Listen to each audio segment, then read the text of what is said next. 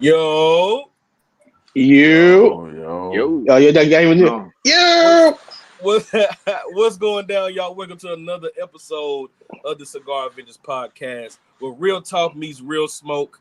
You know what I'm saying? We back with another one, and today we have a special guest with us, hanging with us today. Let me move him up here to the middle. We got brother There we go. Jamond of Definition Cigars in the building. Yeah. Like here with the Don DeMarco. Don DeMarco. Jamond, man, what's up, bro? How you feeling, man? Man, what's good, Fred and fellas? Man, I appreciate man y'all inviting me on to the show tonight. Thank you. Nah, man, we appreciate you for taking out some time, you know what I'm saying, to come hang with us for a little bit, man. We know you be busy, bro. Man, just trying to stay out the way, Fred. You know what I mean? I already know. I already know, man. All right, we're gonna start off right now. You know, what's everybody smoking? What's everybody drinking? If you are drinking, if you pulled up a little something, what you pouring up? But most of all, what are you smoking?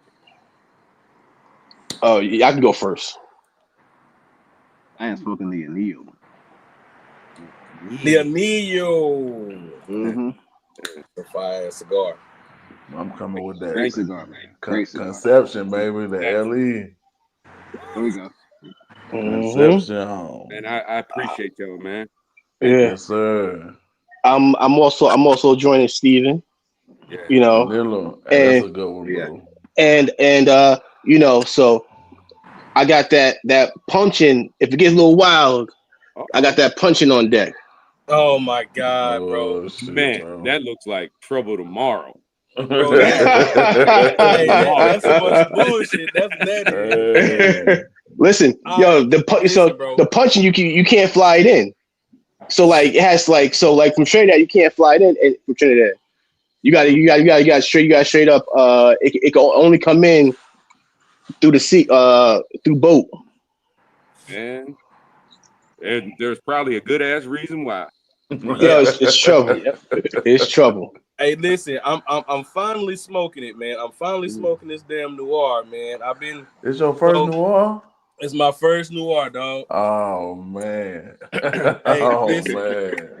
Listen, man. I'm finally get a chance to smoke it because everybody was like, "Yeah, man, I smoked noir, Like, oh, okay, I'm so happy for you. You smoked it, bro. One of my favorite Cameroons out there, bro. Appreciate it. Yo, it's money. That's a good damn cigar, man.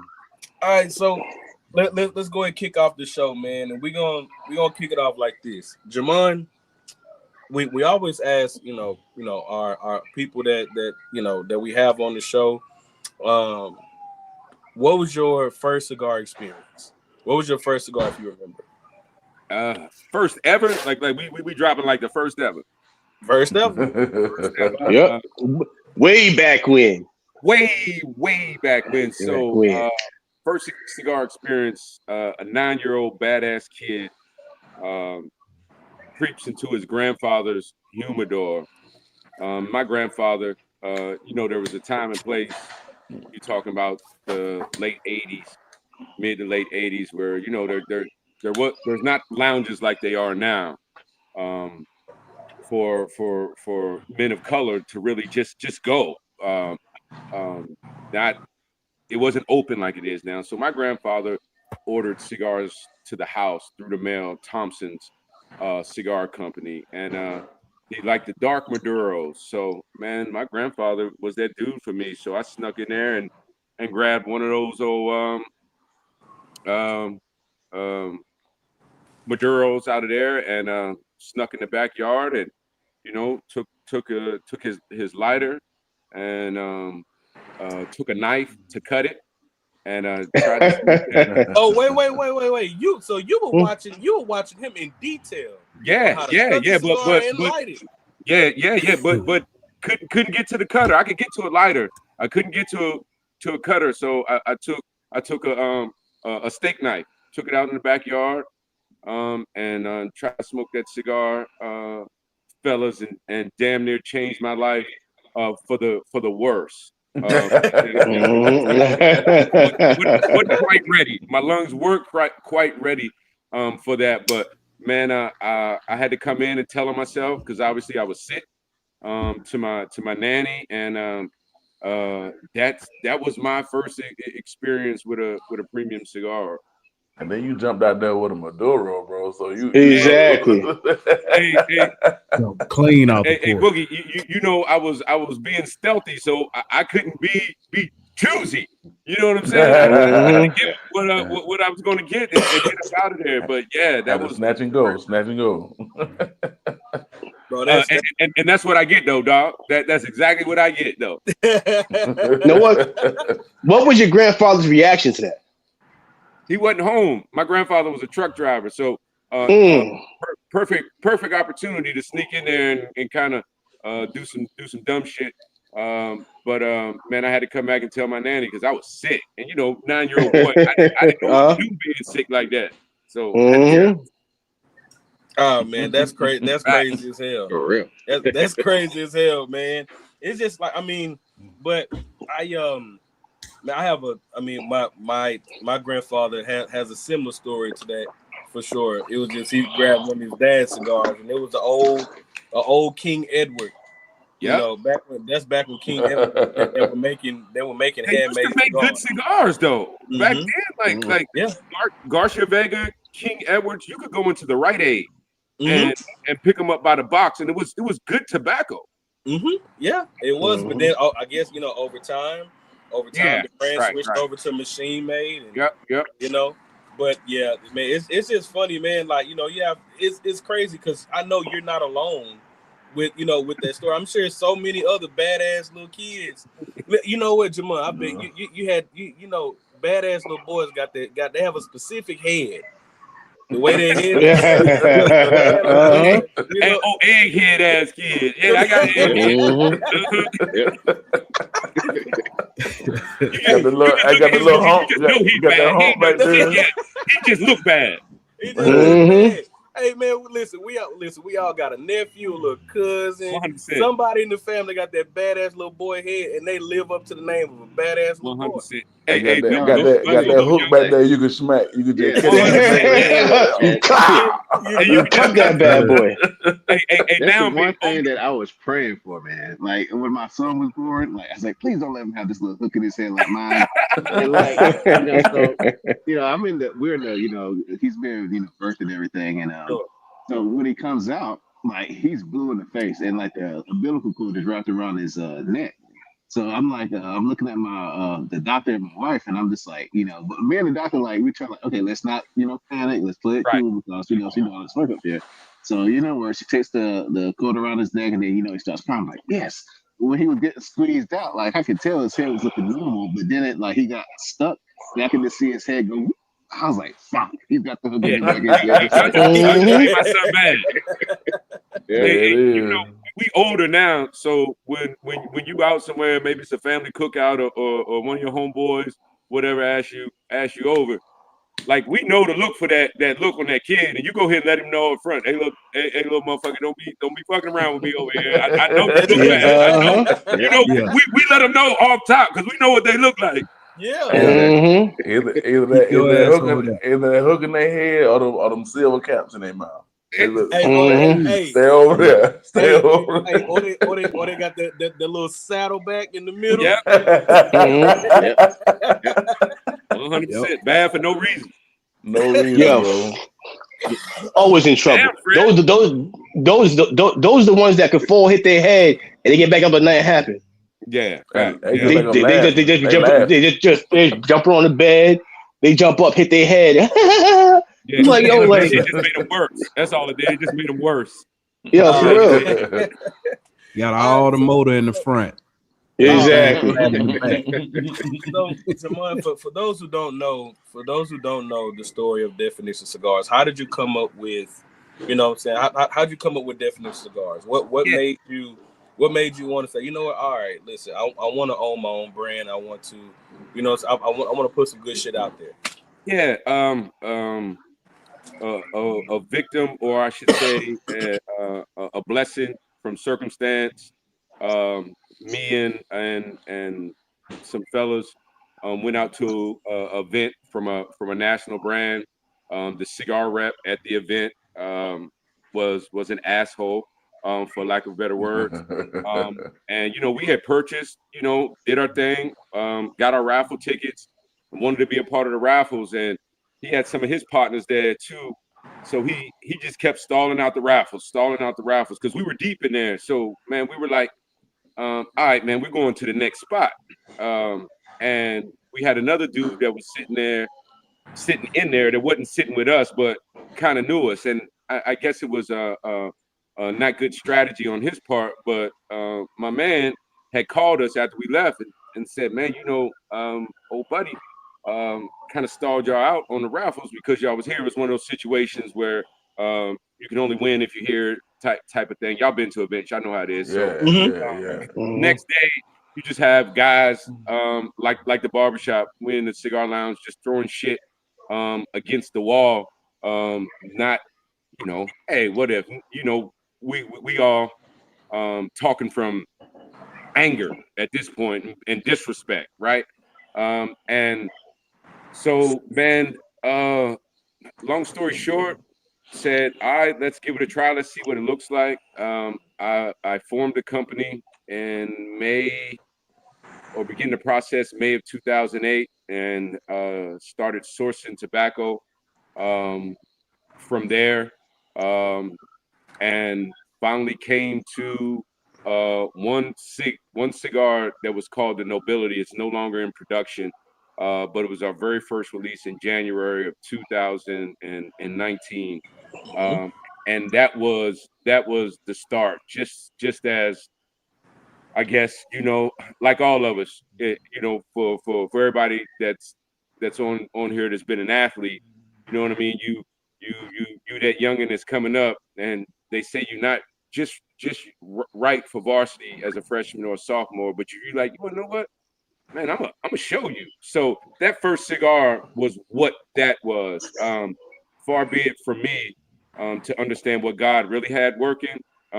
Manifest itself into what Definition Cigars came to be. But even with that first cigar, the name and the energy still continues to be what it is. And Definition Cigars is wanting the consumer, wanting the retailer, wanting the customer, wanting them to define their own specific experience. I walked away from that experience at that event being disrespected, and I do not want that for any other person that smokes cigars again. So, like, when you're being intentional about sitting down to smoke a premium cigar, our thought was, man, let's put the word out there. Let's make sure that we have marching orders to people we smoke with, people who's going to smoke the cigar at the time, that make sure that they're defining their experience. Make sure that they're not taking any wooden nickels inside the experience of smoking a premium cigar. Make sure that they're not trying to copy Inno, not trying to copy Old Boogie, not trying to copy Steven on what they like. Make sure that it's intentional, it's individualized, and that you are present in what you're doing with a premium cigar. So that's the definition of defining who you are. So it just became very, very simple to say Definition Cigars. Man, I love it. I love it. I love it, man. Just the whole background, because I remember, I was at, when I had my first Definition cigar, I was at Cunoma. Mm-hmm. Yep. And so shout out to Tommy over there at sure. Cunoma, man. He's a good friend. And he was like, man, you ever had a Definition? I was like, no. I said, where they out of? He said, they out the city. I said, man, they out the city. I said, all right, man. So I'm one thing everybody know. I'm Tribute Dallas to the heart, man. So anytime I get a chance to support, especially when it's coming from humble beginnings, sure. You know what I'm saying? Yeah. And I got it. And the first cigar that I smoked ended up being the first cigar that I reviewed on my channel, and that was, I think that was the Pyro. Yep. The Pyro. Yep, sure. The Pyro. And so, for those who don't know, the Pyro, that was it had the silver band on it. Yep. It had the silver band, and it was actually a pretty damn good cigar. And so I was like, the only thing I just wanted to be longer. That's the only thing. Right. Everybody did. You know, but it was a good cigar. I said, all right, man, this is legit. And so as time progressed, as time went on, and I was like, man, Definition is really, and I'm one of those guys, I always like watching brands in the background and see what they're doing and see the growth. And being able to watch Definition into what it's become now, I love to see it. I love to see it. And I'm glad that, man, Definition is really taking over, because really you go to the shops out here, all out here in Dallas, it's Definition. You see that, you're gonna see some Definition cigars in there. So and that's I love to see it, man. I love to see it. So Justin, what's up, bro? Stick God in the building. What's up, bro? What's going on, man? You popped in on us. Now man. I don't know. Now, Justin, I mean, we can start with the questions from the other guys. And also, oh shoot, I forgot to switch out my light. My bad. But if we have any questions in the comments, if y'all have any questions for Jamond, please drop your questions at this time if you want to. Justin, do you have any questions you want to ask Jamond, man? Yeah, man. First off, man, hey, what's going on, man? How you doing? We got that thing happening, I think. I don't think he can hear you. He can't hear. I can hear him. Oh, there we go. Can you hear me? Yep. You can hear me? Can you hear Justin? Yeah, I can hear him now. All right. Okay. Cool. Okay. Perfect. Okay. So yeah, just first off, I want to say what's up, man. What's up? What's going on, man? Appreciate all these bangers you've been putting out. I think he was hearing Eno, bro. He was hearing Eno. Okay. Oh man. So well, no, I can hear you. Yeah, so Jamond can't hear you, but he was hearing Eno. He thought Eno was you speaking.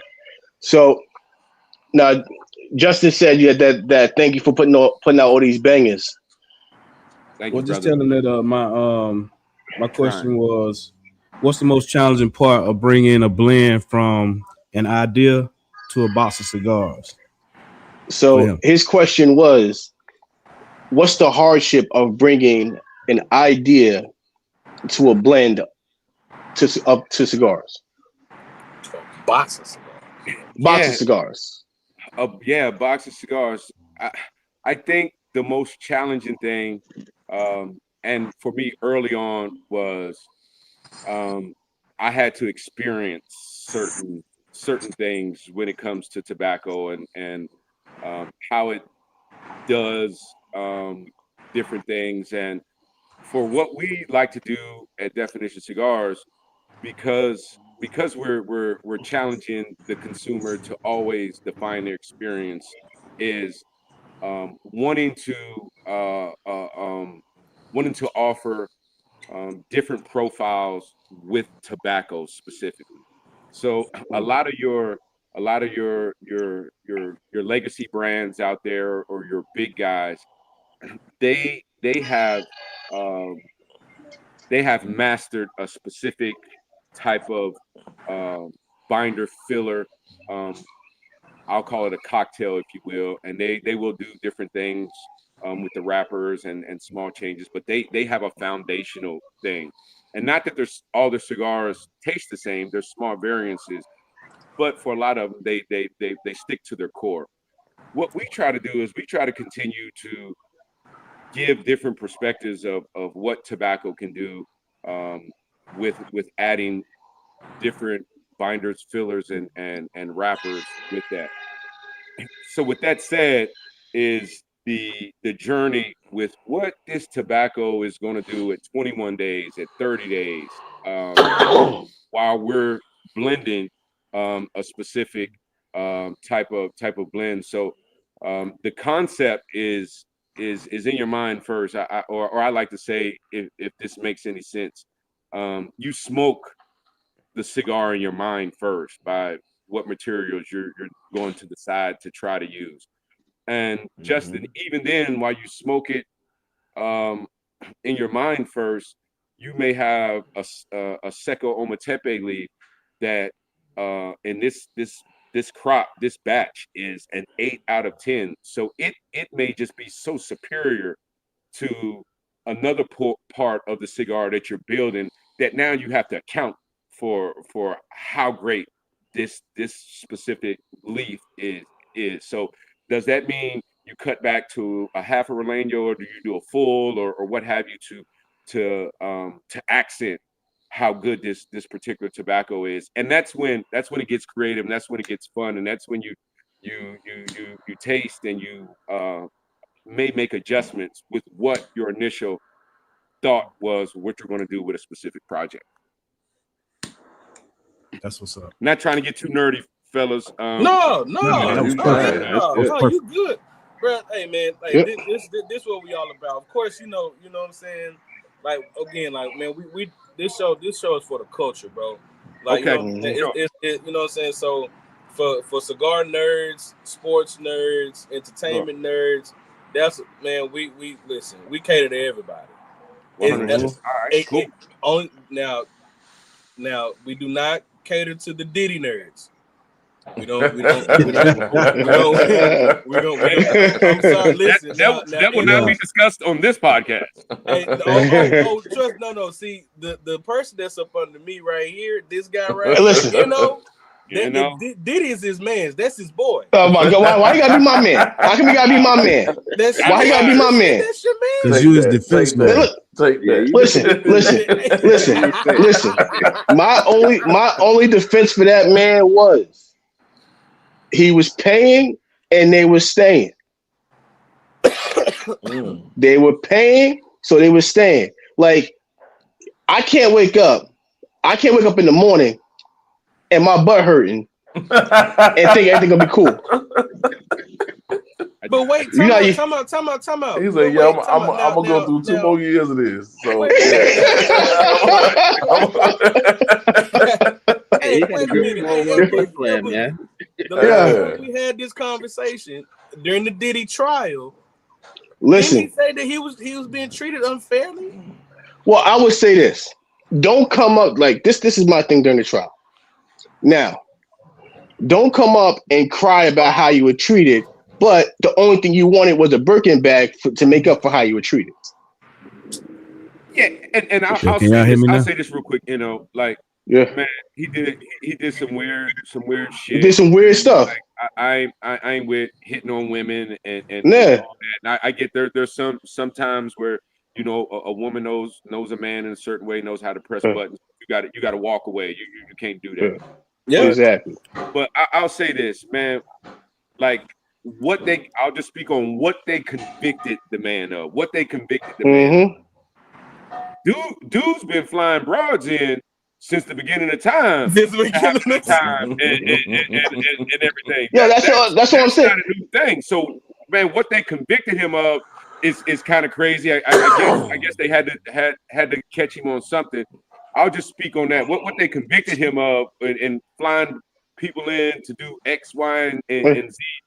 That's a little bit of crazy work for me. But some of the stuff he did was completely wild. But what they was wrong is now, a little bit crazy work for me, man. My thing on that is all these entertainers should be locked up because they fly chicks out all the time.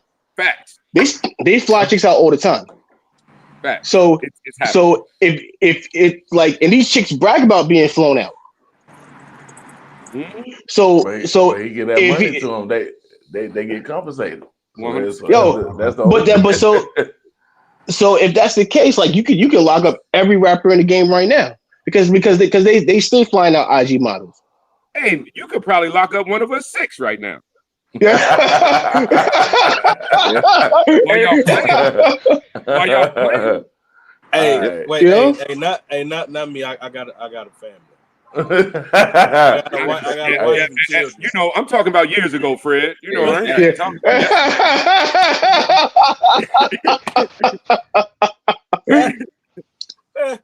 Oh wait. All right, you know, all right. We're gonna get back to the shenanigans in a minute. All right. So listen, we got our first question here. It comes from John. Shout out to John, man. John asked, he says, so how did you come up with the bands on your cigars? Yeah. So and Fred, and being around Dallas, you probably saw this. The very first cigar had old fabric from a suit jacket, like a smoking jacket. One of the homies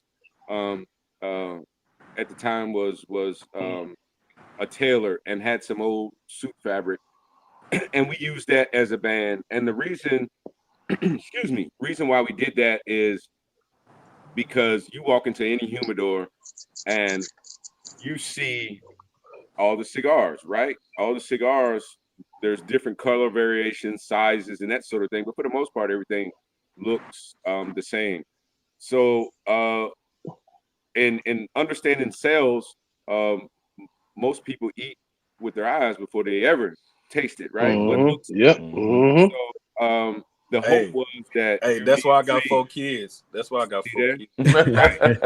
Hey, you about to have 5. No flying in though for you though, dog. No flying in for you. Yeah. Listen. Don't worry, Jamond. By next year this time, Fred gonna come with his head down. Hey, guys, I got something to tell you. Got it. Hey, let him finish the story. Let him finish the story. Yeah, that's just where it started out, Fred. Wanting to stand out, and then as fate would have it, had the opportunity to make more cigars and found a company that made a more functional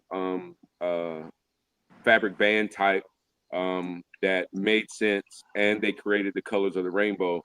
So inside of that, we was able to stick with brand loyalty to differentiate the blends by the color of the band, and kind of the rest is its own thing. I mean, it's definitely different. I mean, like I've of course you always have your critics, and I've watched some cigar reviewers like oh this is it. This is the band. I don't know what I'm smoking.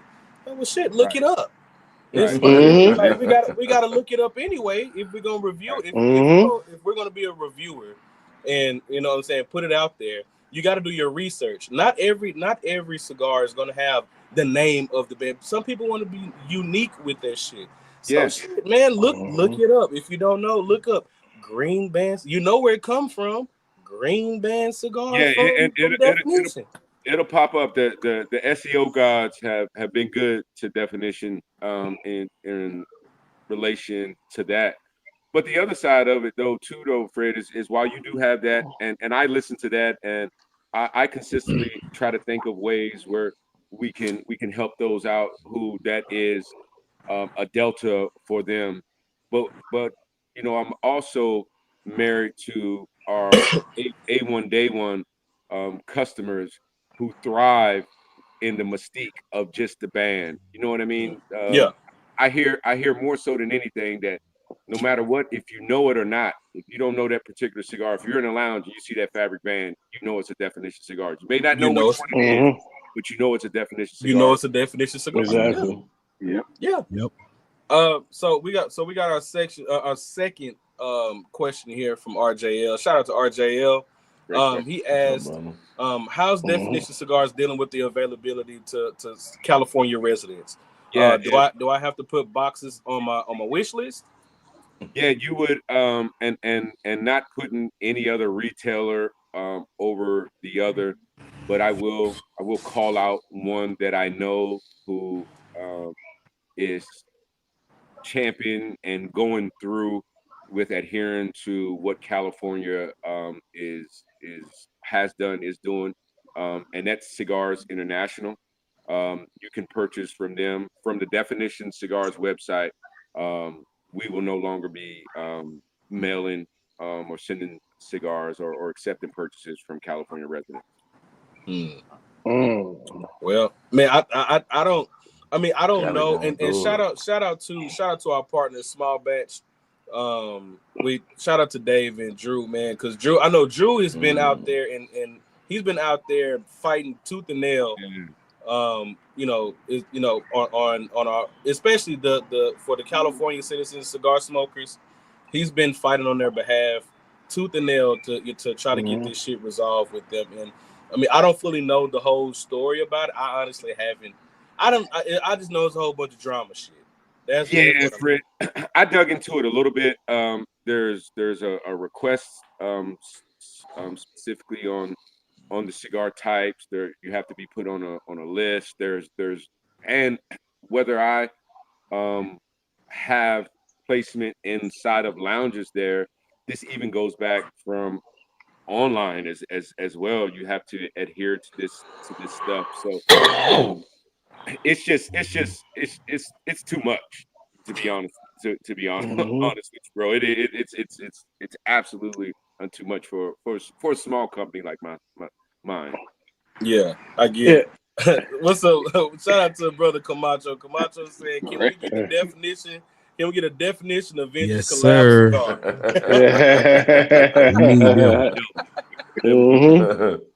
Hey man, listen. You never know. You never know what can pop out. I just know right now, what we focused on, we got our heads down. We working, man. We trying to build this show up.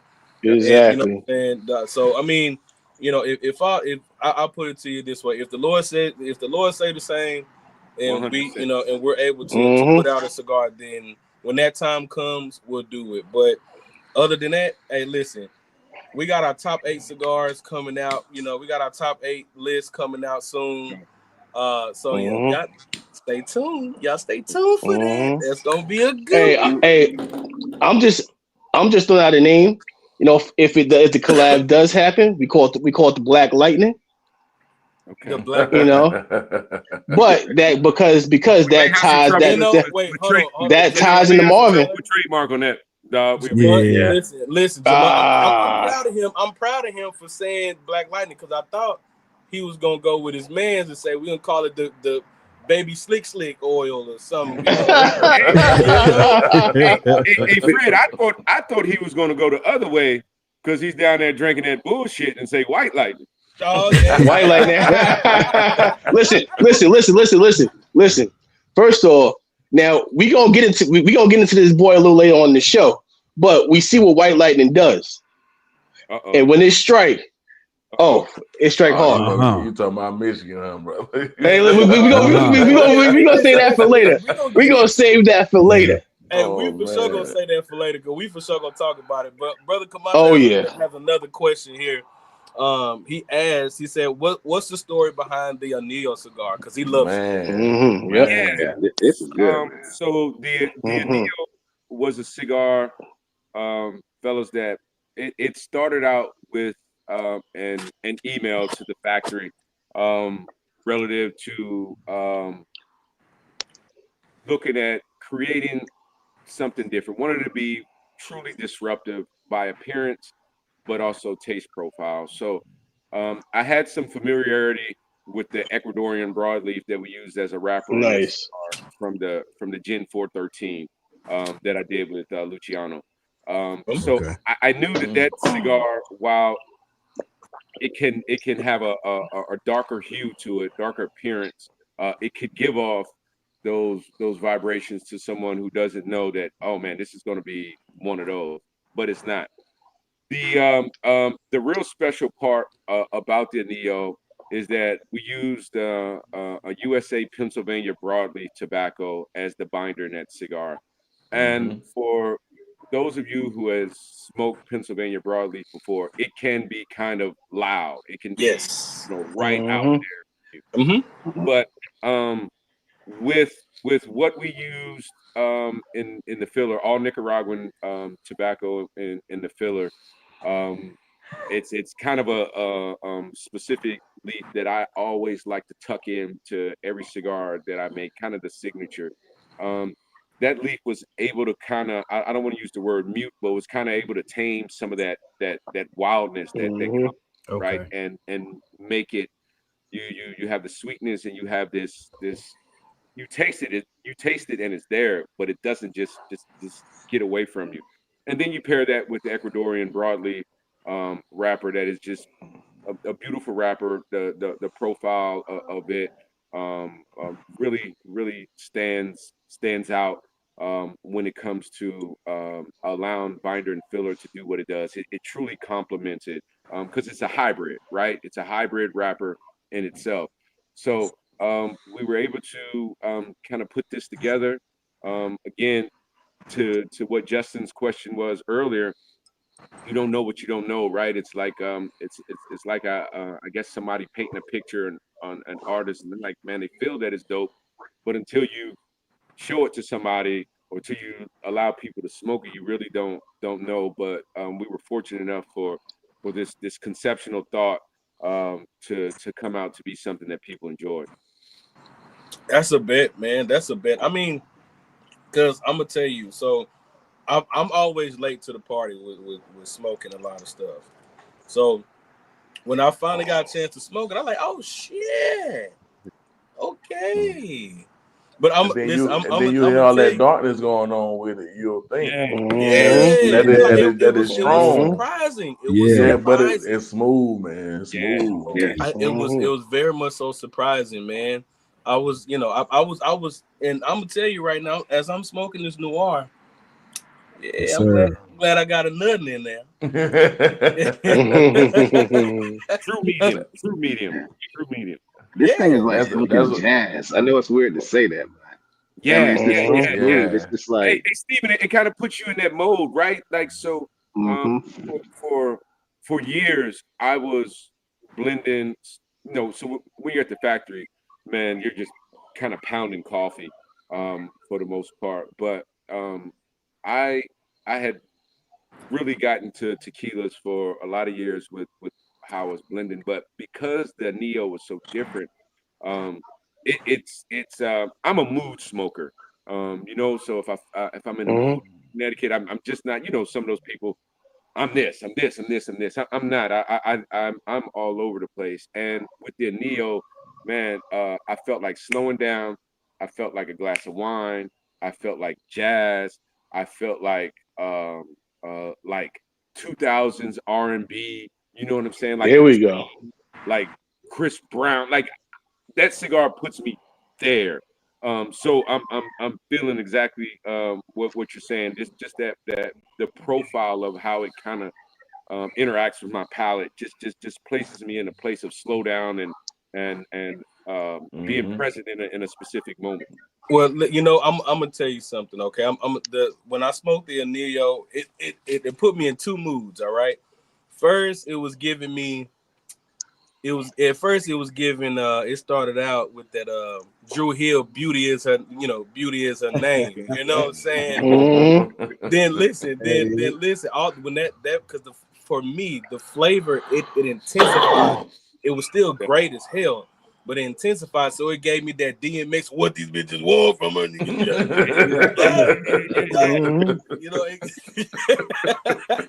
There you go. You still got an R&B vibe, but we covered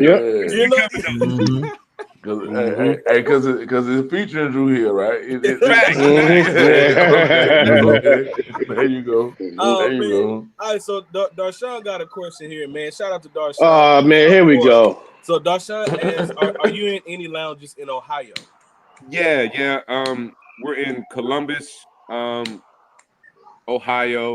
The lounge is called Calibra Cigars, and we're in Royalton, Ohio, at Royalton Cigars. There's only two. There's been a bunch of lounges that have asked for definition there, but they only carry a retail license. Ohio is one of those really, really stringent states about their tobacco laws and that sort of thing. So some lounges don't have that distribution license. And for me and for Definition Cigars, we chose to go the route of we handle all of our own distribution. I'm sitting in it right now. Which you guys could see. We just moved into a 2,100 square foot building, has office and warehouse where we're going to now be doing business out of, but we manage our own distribution ourselves. So Fred and the fellas, while there's some limitations in not using a distributor to push out our product, because we're not going to hold licenses for every state. But at the same time, we're able to manage and control our own destiny with how we want to do things. I don't have to go to Joe Schmuckatelli distributor and ask for boxes to meet me at El Boogie's Lounge, there and have all those challenges. If El Boogie says, "Hey, Jamond, I got some VIP customers coming coming up to the lounge, can you send me 10 of Neos? I want to host them with this. I can do that tomorrow without that type of stuff. So that's what I'm talking about. Handle and touch our own cigars. Yes, sir. While there's some limitations there, I feel that the control I have over my product and how it moves, it exceeds some of those limitations. That's a bet. Listen, don't rush the process, man. Facts. You know, don't never rush it. Just let it blossom like a rose. Yeah. You know. Yeah. I mean, because we see the growth. You know what I'm saying? It's, Absolutely. We see the growth. Absolutely. You know what I'm saying? We see the growth, and that also goes with what this next question from Darshan. He asked, "Are there any big or special releases for 26 coming out?" Now, hold on, bro. Before you answer that, okay, big bro. The special one for this conception, bro. This is my first one, man. And let me just say, chocolate fucking bomb, bro. Chocolate bomb. Like milk chocolate, bro. I mean, you did it again, brother. Yeah, you did it again. Hey, so my man, like when you get into it, you'll taste a little bit of it's not necessarily like spice in the way of food spice, right? So we used really good grade. It's still considered super premium in the industry. Ometepe leaf in that cigar. Ometepe is in its character and what it's known for is being spicy because it comes from that volcanic region of Nicaragua. Soil is it has that soil it has that super soily but you can use it in a way where it comes across as spice, and you can use it in a way where you will can accent chocolate and spice together, where you can get like when not like just true Hershey Kiss, but like chocolate. That's what that cigar is. So that cigar, I release it every September at the beginning of football season. It has the burgundy band for my Redskins on it, and that's man, come on, Joe, come on, man, come on, Rack it up. Hey, now you know what? Wait, hold on. I got now. Listen, you my dog, and I'm gonna be honest with you, bro. You could do a cigar for every team in the NFL except for the Eagles, bro. Oh yeah. No, anybody in the NFC East don't deserve a cigar. No. What, man, you want to know what, Fred? Man, I'm not trying to fuck up your vibe, but a lot of Eagles fans tend to attract to the Noir because of the band, bro. Not trying to fuck up the vibe. You see? If you an Eagles fan, don't this cigar ain't got nothing to do with y'all. Okay? Yeah. It ain't got nothing to do with y'all. Leave the shit alone. It ain't good for you. It ain't good for you. Leave it alone. We Dallas Cowboys fans gonna smoke this shit up. Exactly. You know what? No. If we gonna smoke this shit the same way we smoked your ass, a few weeks ago. And they go Peter, bro. They go Peter. Hey. Listen, Peter in hiding right now. Peter in hiding, Skinny in hiding. Hey, no, he not. They said watch. Shout out Peter. Cigars man. Shout out Peter. Hey, shout out to Cigars Abandoned, man. Shout out to the team, man. Well, in typical fashion, when Peter shows up, you know what it is. Fuck you, Peter, and fuck your Eagles. All right. Hold on. Hey, your team sucks. Exactly. It's coming soon. You know what I'm saying? So, all right. So check it out, man. So shout out to Zach. Zach got another question here. Zach said, "I love the Noir Cameroon. Is there a story there?" He said, "Sorry." He said, "Sorry, I'm late. If it's been talked about already." Yeah. No. The Noir Cameroon was a cigar that was made inside of COVID. Used to take the COVID flights, and Nicaragua wasn't particularly the safest country to be in. They were coming out of civil unrest, around that time. So it was weird. Yeah, I remember that. We would do some stuff in Miami. My factory partners, the factory that I was using at the time, and I still use them for some stuff. But we fly in Miami, and we would sit at a lounge and pound coffee. And man, we've had raw leaves there, and we would get to it. The 5.5 by 54 Vitola size was one that I kind of attracted to. So, not necessarily is it a Robusto, nor is it a full Toro, but it's kind of in that sweet spot relative to when you're talking about super premium tobacco, where I can ensure that I'm not outpricing the cigar for what it is, but I'm not trying to hand you, also a $14 super Robusto at the time. It is $14 retail now, just based on all the shit with Nicaragua and a tariff and everything like that. Is what it is. But the story behind that cigar was that flavor that came from the binder and filler. So there's a sister cigar to it, which is the Noir Connecticut. It's a beautiful Ecuadorian Connecticut that has the same binder and filler cocktail. But man, we kind of ran up on something with that. It is the binder filler cocktail is all Nicaraguan. Not talking about the specific components of it, but it's made up of Jalapa, Condega, and Esteli tobacco that makes up that combination. But the wrapper, the Cameroon wrapper, is what sets it apart. That particular one is what really makes it really just cool. It becomes something different to the palate that you're not tasting every day. Right. So that's the cigar. The name Noir came from during COVID. Man, I'm a Liam Neeson fan. Right? The dude that's Liam Neeson's? Yeah, Liam Neeson's? Like that. So man, I had gotten into some of those old black and white shits that he used to do younger years. They were called noir films. So I'm like, damn, man, what does this term mean? So there was just a lot of low hanging fruit with the term, but it was birthed from watching those films inside of COVID. That where we end up using the name. That's nice. A bit, man. That's it, man. Listen, I tell you what. I'm gonna say it again. I'm glad I got another one in there. You got Ned. Hey, listen. I think we missed a question though, Fred. I think you had one of the guys ask about 26 and anything to come out. Darshan. Oh yeah, Darshan question. Yeah. Oh, okay.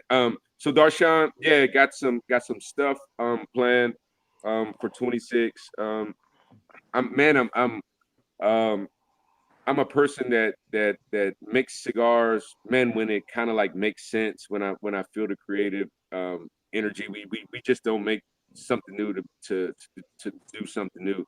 But we have been creative. There's a and I can't speak about it too terribly much.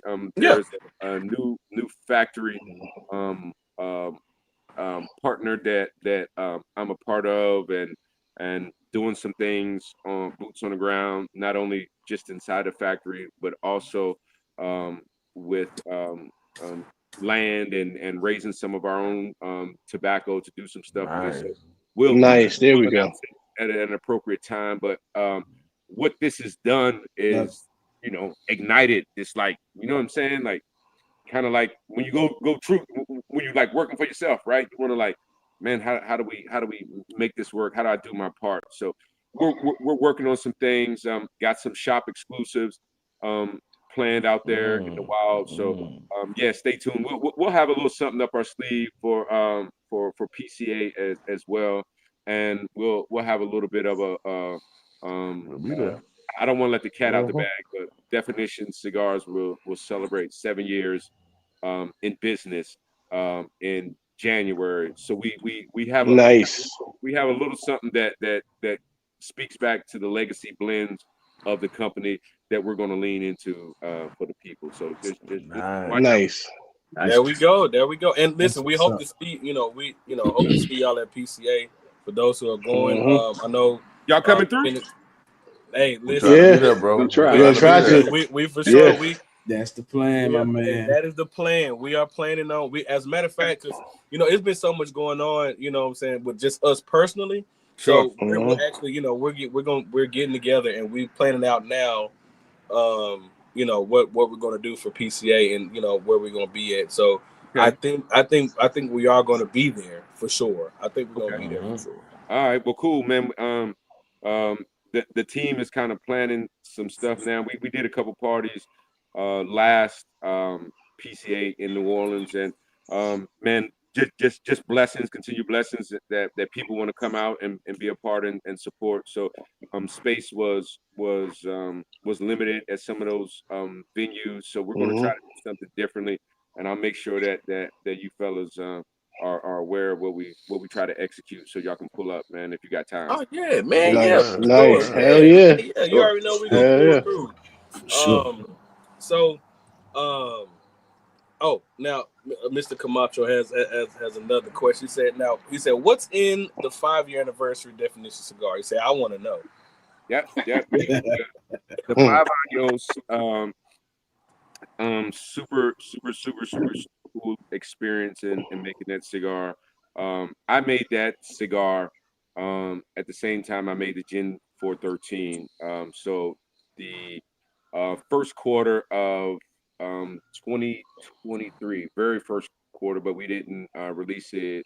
2022, excuse me. We didn't release it until January 24. It was 23, excuse me. Made it in 23. We released it January 24 for the 5-year anniversary of Definition Cigars. What I will say is that cigar is comprised of materials that I used through the first 5 years of Definition Cigars. So we didn't. Nice. And what I mean by that, we didn't go out and we didn't add a leaf that we hadn't used before or anything like that. The materials that we used for that cigar were materials that helped us build up to 5 years. So we said salute to 5 years and salute to the tobaccos that we used for the first 5 years to come up with that blend that tastes nothing like anything we did in the first 5 years. So which is cool in how it came out. That's cool, man. That's cool because like you talk about blends that. Let's talk about the blends that you first came out with, right? So I remember I was on a live with another cigar reviewer back in the day. Yep. It was Ron Real, and so the first red band that y'all came out with, it wasn't the Kinsman. No, it was called the Solidarity. What was it called? It was called the Solidarity. The Solidarity. That's what the Solidarity. Now I have a question. Any of the old blends that y'all came out with then, have you ever thought about maybe like a limited edition, bringing it back? Sure. Yeah. Yes. Because the Solidarity was definitely that was a banger, bro. Yeah, and you want to know, not talking. I'll when I run into you, I'll share the story with you. Man, the Solidarity is a cigar that kind of was an afterthought cigar, and how the blend came together. So my point in saying those words is that we would probably never do the Solidarity again because it is what it is. Right. But there is one of the cigars that we did produce and we discontinued that we will re-release as a ode to the old days. Yeah, okay, that's a bet, man. I mean, like I think it's cool, you know what I'm saying, for brands to kind of go back to their roots and grab a blend that they once dropped in, re-release it for no matter how long they release it for, whether it be coming back to as a regular production cigar, or just be a limited release. I think that's kind of cool because I mean, you kind of for those who at your humble beginnings when people were trying to figure out who you were versus now people know who you are. You know what I'm saying? You kind of have a chance to, you know what, you smoke that cigar again. Like how I know some shit now that can make this cigar 10 times better than, you know what I'm saying? So it's I think that's cool because you kind of get a chance to revisit your humble beginnings and kind of tweak some shit from there. And then build on, like, I think that shit is actually pretty damn cool. But the Kinsman is not a bad replacement for that red band now. The Kinsman a motherfucker too now. The Kinsman that one. No, I'm talking about like just say like when I'm talking like the just say out of nowhere he redrops the pyro, right? So for him, if he brought that cigar back, I'm sure it won't be if you might have for the old heads. Damn, let me not say old heads. I don't want nobody get offended. We not old heads, but for people that that were smoking it at the beginning, that knew what the pyro was. You know what I'm saying? He could drop like something that'll be for like, hey, y'all remember this cigar? And like, hey, well, this is that cigar, but it has a little different type of little twist onto it. You know what I'm saying? Like something like that. We're gonna lean into some of that. We're definitely. And what's again, I don't say it's a problem. It's a good thing. Is that being that I now have experience more so on my side when you're talking about some of those same blends, Fred, and being my authentic self, because I'm going to look to make that particular blend better. I think it would be fraud of me to call it the same thing. And that's just me. So like I would maybe take from that and then do something with it, but I couldn't call it the same thing because it's not. Right. Yeah. Yeah, I get that. Darshan has a question here. He asked, and my bad, Darshan, he asked this earlier. I forgot, man. My bad. He said, would you ever drop or ever come out with a barrel-aged cigar? Yeah, I won't never say never. Relative to what I will not do. It's been asked. There are some challenges with that, depending on what direction you wanted to go with how you barrel age it and what barrel it is and that sort of thing. We'll see what the universe has for us, to come up and dive into. But never say never. It's not on the whiteboard at present though. Yeah, and understandable. So Jay, I got a question for you. So besides your brand, what's in your humidor? What are you smoking outside of your cigars? Yeah, 100%. So I love to pick up anything new release just to taste it. Yeah. Yep. Anything new that comes out, I grab it. So you name it, I go and grab it to taste.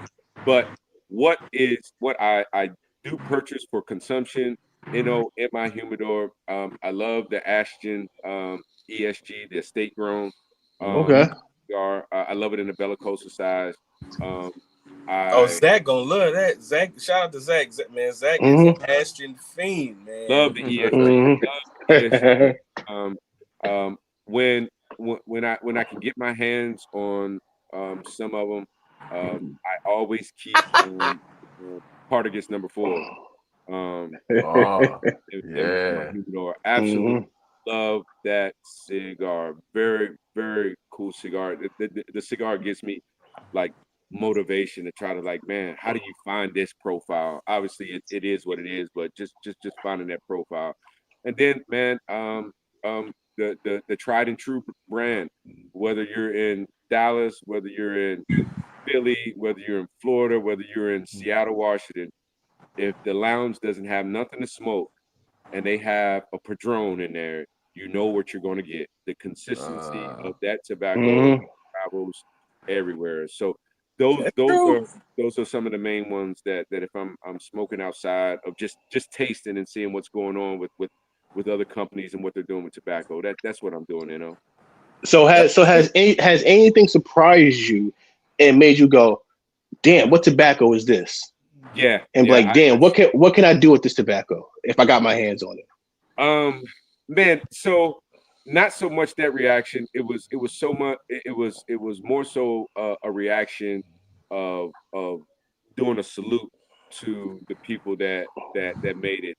It's going to be a TAA release. I think they've started shipping it out or not, and you know, I give flowers where flowers are supposed to be given. Exactly. That's what's up. LFD made a cigar, and I'm not an LFD fan for the most part because their cigars are just different from who I am. Not that they're bad cigars, it's not just not what I do or what I like to smoke. But the father and son collaborated on a blend. I think it's a 44, maybe 46 ring gauge, has a Cameroon wrapper. It's a TAA release. So you can only find it at a TAA affiliated shop. But fellas and everybody listening, if you run across the shop and they got that, pop it. Man, that cigar is fantastic. Wait, you know what? How about we ask Peter? Because Peter always smokes shit before a lot of people get it.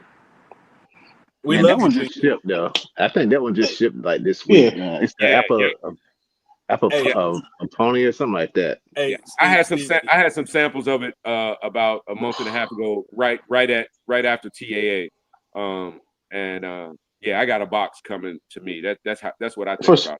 First of all, we don't trust Peter's palate over here. Hey, man. Like I said it, but that's number one.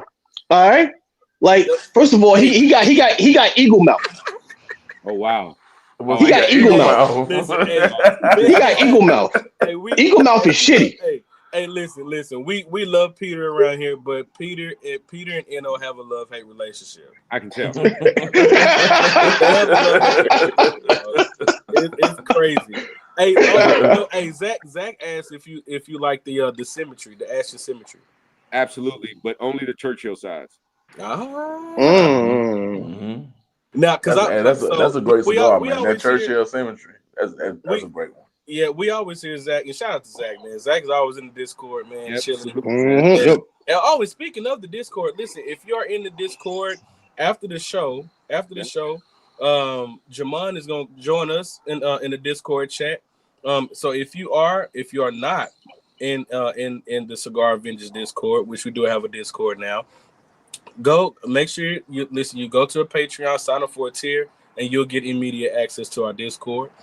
For those who are already in the Discord, if y'all get a chance, come smoke with us in the Smoker Suite. Jamond is gonna hang out with us for a little bit, and man, and we're gonna. So basically, it'll be the after party smoke session. So for those who are in here, if you're interested, after the show, we headed on over to Discord for the after party. Oh, look, hey, Peter said I'm going to vomit. He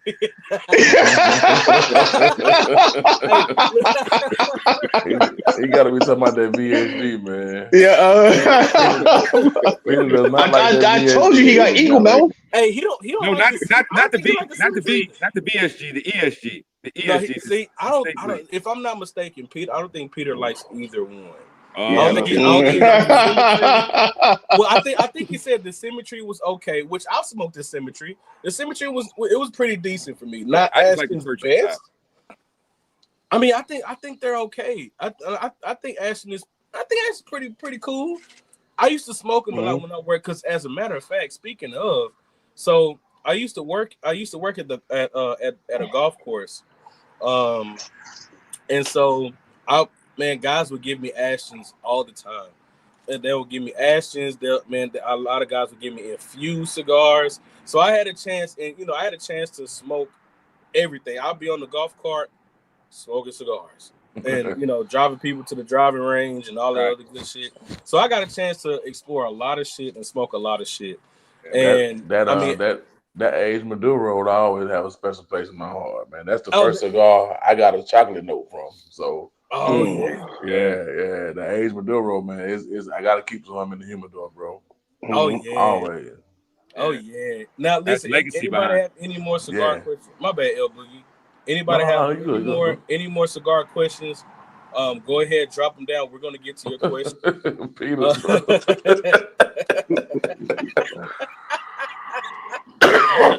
Oh wow. My bad, Peter. No. See, Peter getting tuned up for Soccer Tuesday, man. So Peter. Peter's on a whole nother level right now, man. Mm-hmm. Soccer coming. He gonna cream our show, bro. All right, so Mr. Camacho asks, where can we get the DC hats? Yep, on the website, definitioncigars.com, under hit shop and go into the merch. Also, you can also, if you're gonna get a box of cigars, they're available on the website, on their website. Make sure y'all head to their website. Of course, due to YouTube shit, we can't give that website out, but I'm sure you can figure it out because you know who we're on with. So listen, use your brain. Do your Googles. Do your Googles. All right. Mm-hmm.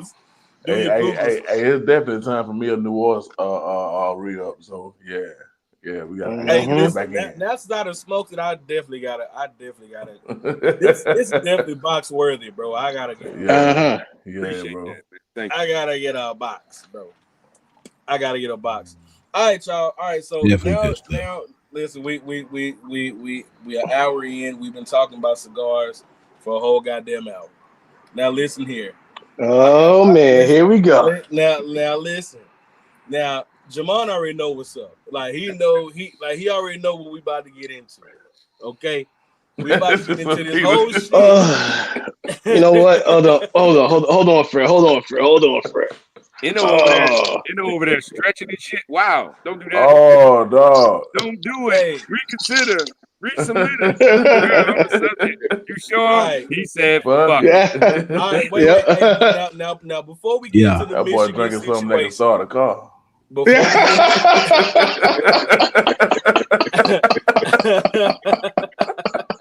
What up, bro? What's up, bud?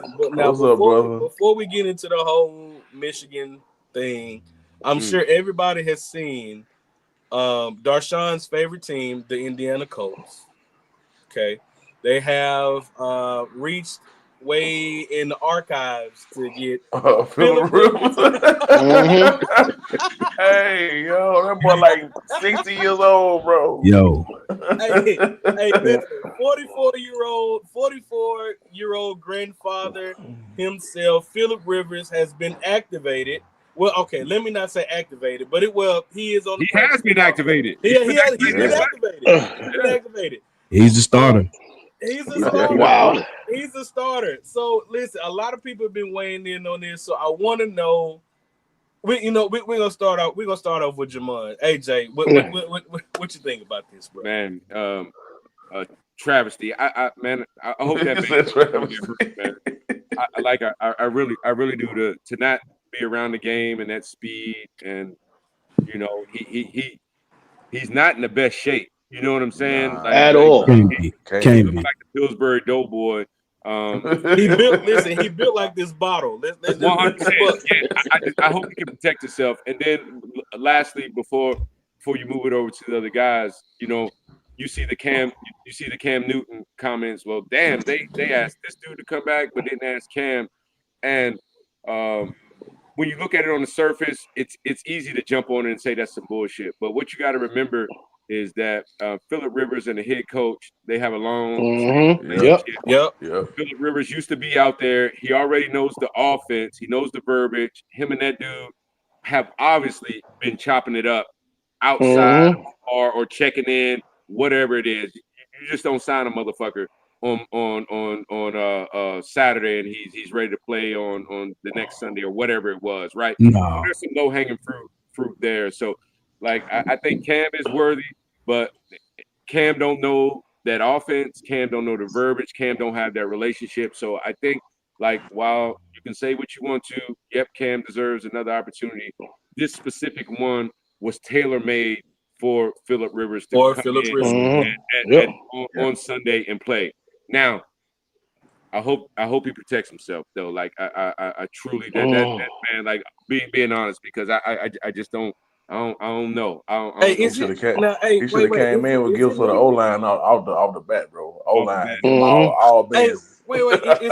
Is it legal for a quarterback to wear a double rib cage? Is it legal? Shit. He better come out there looking in that that suit that they wear when the dudes be getting bit by dogs. Hey, listen. He better come out like that. We're gonna have on the full armor. If so, they're gonna have to get him the jersey the size of they did with my man that made that Notre Dame film back. What was his name? They got to get him a Rudy size jersey to get around that. Fuck you, Peter. No, wait a minute. The thing about that, do you realize how sorry Anthony Richardson got to be, bro? No, he's on IR. He's on IR, El Boogie. He can't play. He's on IR. What's up? Hey, remember that suspension thing? Yeah, the eye. You got hit in the eye. Yeah. He's still out.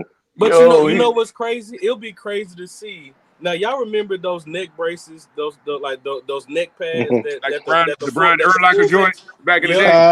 Hey, Phillip Rivers gonna be the first quarterback with that wearing that. I'm telling you, they gonna put this. I'm telling you, he's gonna be the first quarterback with it, bro. Oh, now my question for that now. With that motorcycle helmet thing on there. Yeah. Now, is Teddy Bridgewater? Is he signed to a team? He was playing for Bucks, right? Yeah, he was playing with the Bucks. Yeah, the Bucks. Okay. All right. Yeah, he actually played. Yeah, he actually played. Yeah, he actually played, bro. I mean, don't get me wrong, they got their asses toe up, and bro didn't have no blocking. And like me listen, he had no blocking. Terry Bridgewater, like when he got in, bro, he had no blocking. Bring the house. Blocking, bro. And see, like, and here's the thing. Guys study, because like when they found out that he was coming back, which I'm happy that he got that opportunity to come back into the league. Sure. Like, he's only like 31 years old. Huh? He's only 31 years old. He ain't old at all. Yeah, I know, but I'm saying, but he chose to retire. It's guys like that, bro, their opportunity don't come around often. You know what I'm saying? So not at all. The fact that he got that opportunity, I'm happy because I'm be real with you. They did not like how he was doing, how well he did it on the high school level with those boys. They got him up out of there. That's a society we live in now. Somebody not paying kids or anything like that, but making sure they had meals. Uber rides to home to practice. Like, make it make sense. For real. Yeah, you know what? The problem there is they like, oh, how do we hurt this team so this way they're not back here again? Shit, they that's back. That's all it was. They back there. They sure. They back. Yeah. They back, but they lost the Duval's team. They're back without him as their coach. Yeah. So did they lose something. I know they made the state championship. Yeah, they lost to Lil Duval's team. He was on the field acting a fool. Duval. Yeah, he out there yelling Duval. Because I think bro, that was wild. That was wild, bro. All right, so listen, y'all. All right, so let's go over the basketball real quick because hold on 1 second, friend. Let me say this about old man Phil. Okay. I would say this. Shall we give you the big screen for this? Never mind. No, not yet. Give me the big screen because there's some ditty shit that's gonna come out of this man's mouth. Not yet, because he ain't moved up yet. Okay. I'm learning that there's levels to this shit. There's levels, because we're not gonna let him get away with that, bro. Pause. Listen, he gonna be that icy hot go like, yo, you gonna smell Phillip Rivers from like 10 yards away with all the damn icy hot he gonna have on. He gonna have to call Shaq. Shaq got the shit that don't smell. Yeah, but I will say this: last time he was there, he went 11-5. Facts. Now that arm is not the same no more, but he can anywhere from the line of scrimmage to 20 yards, he can hit you. That 3/4 shit ain't gonna work no more. Wait. Real talk. He didn't have the strongest arm when he was at his best. His anticipation is what set him apart. So So hey, wait. I gotta tell y'all something. The NFL is diabolical. Let me tell y'all something. The headline was Phillip Rivers throwing the deep ball. You see this man just throwing it 15 to 20 yards. So everybody bro, the NFL is diabolical for putting that shit, bro. But here's the thing. They know how to get you to look. They know how to get you to look, because everybody was looking like, oh, he throwing deep balls like 40, 50 yarders. Like, that's how we do it. Bro, this man throwing 15 to 20 yards. But listen, Peyton's last 2 years, Peyton could throw 20 yards his last 2 years.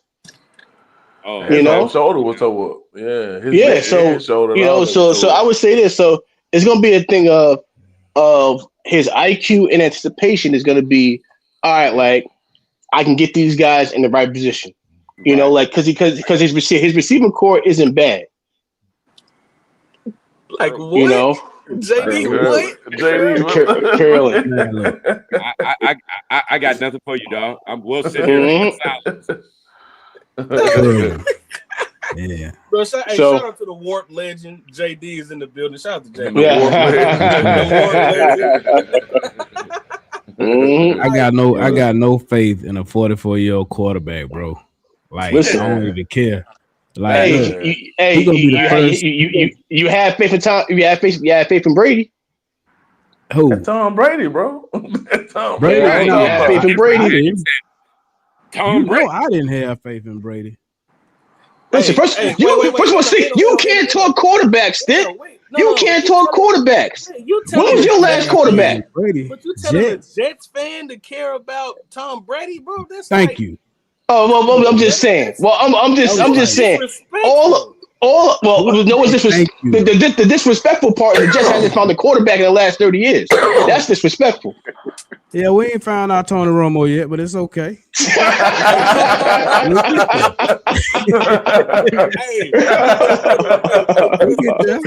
Hey, why I'm catching strays, bro? We here. Why I'm catching strays? Now, who you affiliated with, bro? Hey, listen. All I say is this: the Cowboys brought John Kidner off the couch, and he went 5-1. I mean, John Kidner. That is facts. That is facts. John Kidner came off the couch and was throwing bombs. Who was running the ball then? Who was running the ball then? Murray. Murray and Barber. Yeah, yeah. Mm-hmm. Oh, rest in peace to Barber. Rest in peace to Barber. Yeah. That's what may save Phillip Rivers is he's got that backfield. Yep. Jonathan Taylor. Yeah. In that tight end. Man, listen, I was so mad when the Cowboys picked Tyler Booker. I like Tyler Booker. But that tight end is and I'm mad the Jets didn't pick him up. Because I was telling all my boys at work, you know. Hey, Jamond, listen, bro. Let me tell you something. So, reason why faced it like that right now, got his scooter stolen. Okay. Well, I live in Newark, so here's the thing about it. He saw the motherfucker that on the Ring camera. He saw the motherfucker. I didn't see it. My neighbor's Ring camera picked it up. Oh, I'm sorry. The neighbor saw it, and they didn't tell him shit.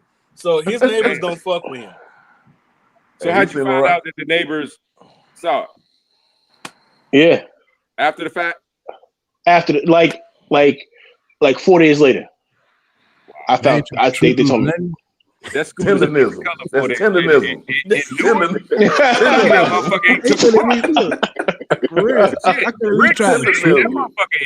Man, that's a different scooter by now. 4 days later. Yeah. Bro, we was on a live, bro, and somebody rolled by on that scooter, bro. I'm pretty sure. Go to hell, L. Listen. Go to hell. Right now. Go to hell, L. Somebody rolling through the hood of Brooklyn. Right now. They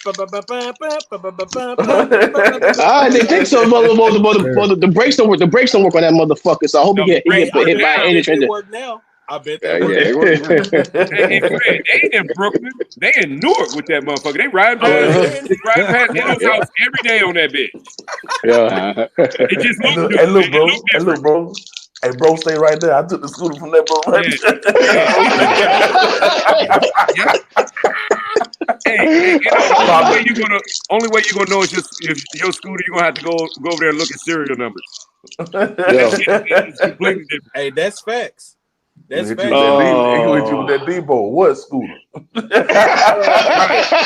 What scooter? Hey, listen, y'all. All right, so check it out, y'all. All right, we gonna kind of go over the basketball real quick because I seen a new beef. A new beef. Well, fuck that beef. The Knicks won. We in the finals. We ain't talking about the Knicks. Finals of the NBA. Man, stop. I was gonna say the finals of what? Stop. The NBA Cup. Stop. The Emirates Cup. You know. That's what Stop it. Chips and chip. Riyadh, some shit. Man, check it out, bro. Better fuck around and be worried about Oklahoma City. Hey. Facts. We putting belt to ass. Them boys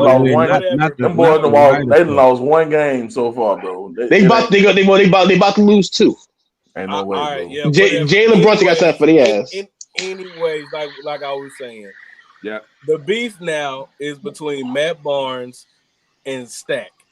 So it was, and all this stemmed from because Matt Barnes made some comments about Shador before, right? So now it's turned into a whole thing when Stack made some comments about Matt Barnes saying that, man, listen, now you want to hop on the Shador bandwagon. Don't try to hop on the bandwagon now. You were talking all that shit beforehand, and then it started getting personal. We're talking about basketball careers, and I'm like, listen, weren't y'all teammates? Like the Bobcats? Weren't y'all teammates? And no, he was no. Matt Barnes didn't play for the Bobcats. No, I mean not the Bobcats, but they were teammates. No, Warriors. My bad. They were teammates with the Warriors. So and they had a good. But Stat is that's Steven Jackson, right? Stat, yep. Stat but that's his boy. That's his boy. Podcast is beefing right now. That's beef, crazy. That's crazy. That is so crazy. That's crazy. That must be a today. That's crazy. I saw it. It was yesterday. It was yesterday. It was some comments, of course, because a lot of things now, I don't know if this is like a new thing because you got guys that are beefing like Draymond and Kenyon Martin. They still beefing. They still going at it. Right. And of course, Swaggy P still got his. He's still adding his 2 cents into everything. So I mean.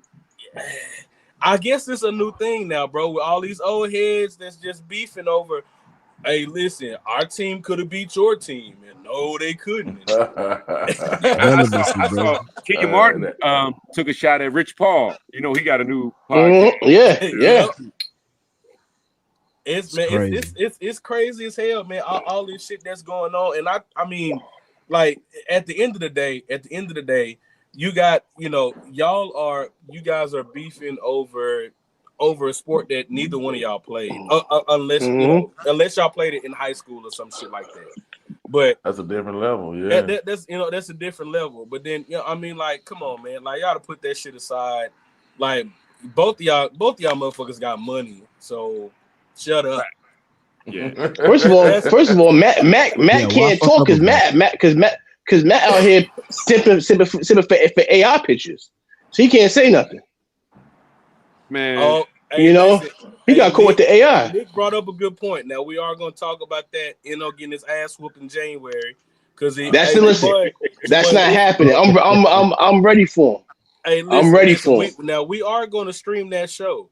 Okay, we are going to stream that.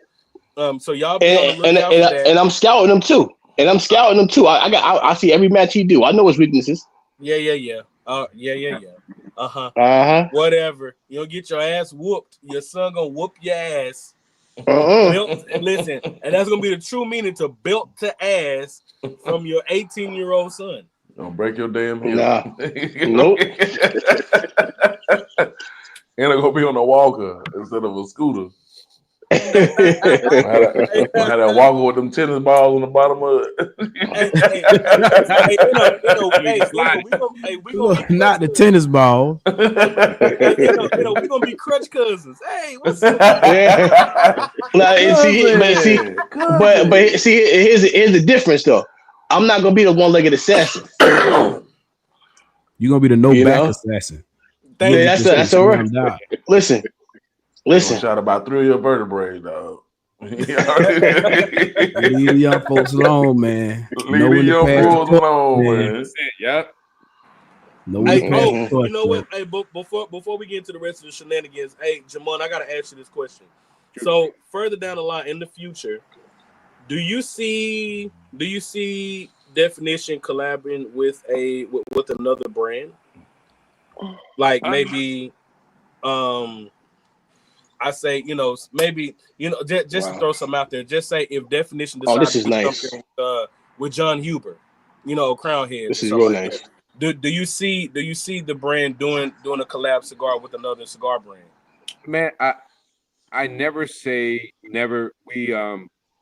We did that with the Gen 413 with Luciano, and made it at his factory and went through that experience, which was cool and different. Not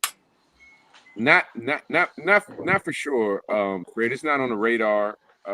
Though have a ton of respect for everybody who does kind of does their thing, but if there's an opportunity where the universe lines it up, man, if it makes sense, yeah, but nothing just yet in terms of anything like that on the on the menu.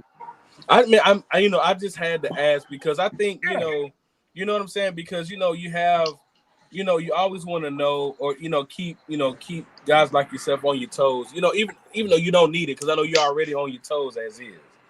So you're always ready, and that's that's why I appreciate you so much, because bro, like you have an answer for every question, and also you're not one of those guys who are, and this is like no shot at any other brands, but sometimes when you see other brands, other brand owners get on, they're kind of like robots. You know what I'm saying? Like you have an answer, a really honest, legitimate question. Legitimate answer for every question, and I appreciate you for that. So I mean, it was just something I had to ask. Yeah, no, I mean, like when and here's kind of the thing, when I am in Nicaragua, I just don't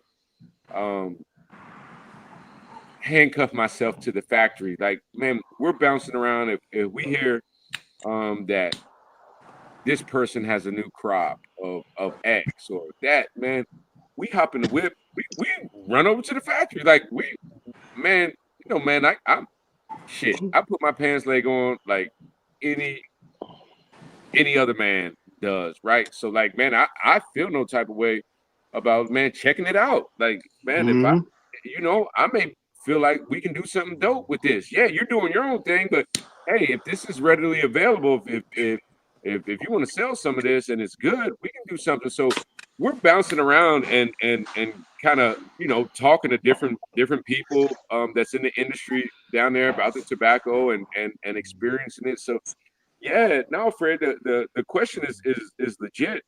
It just not something that there's been any intentionality around thus far. Yeah, no, right. Good question, but yeah, that's a bit, man. That's a Fred, bit. I see you over there, Fred.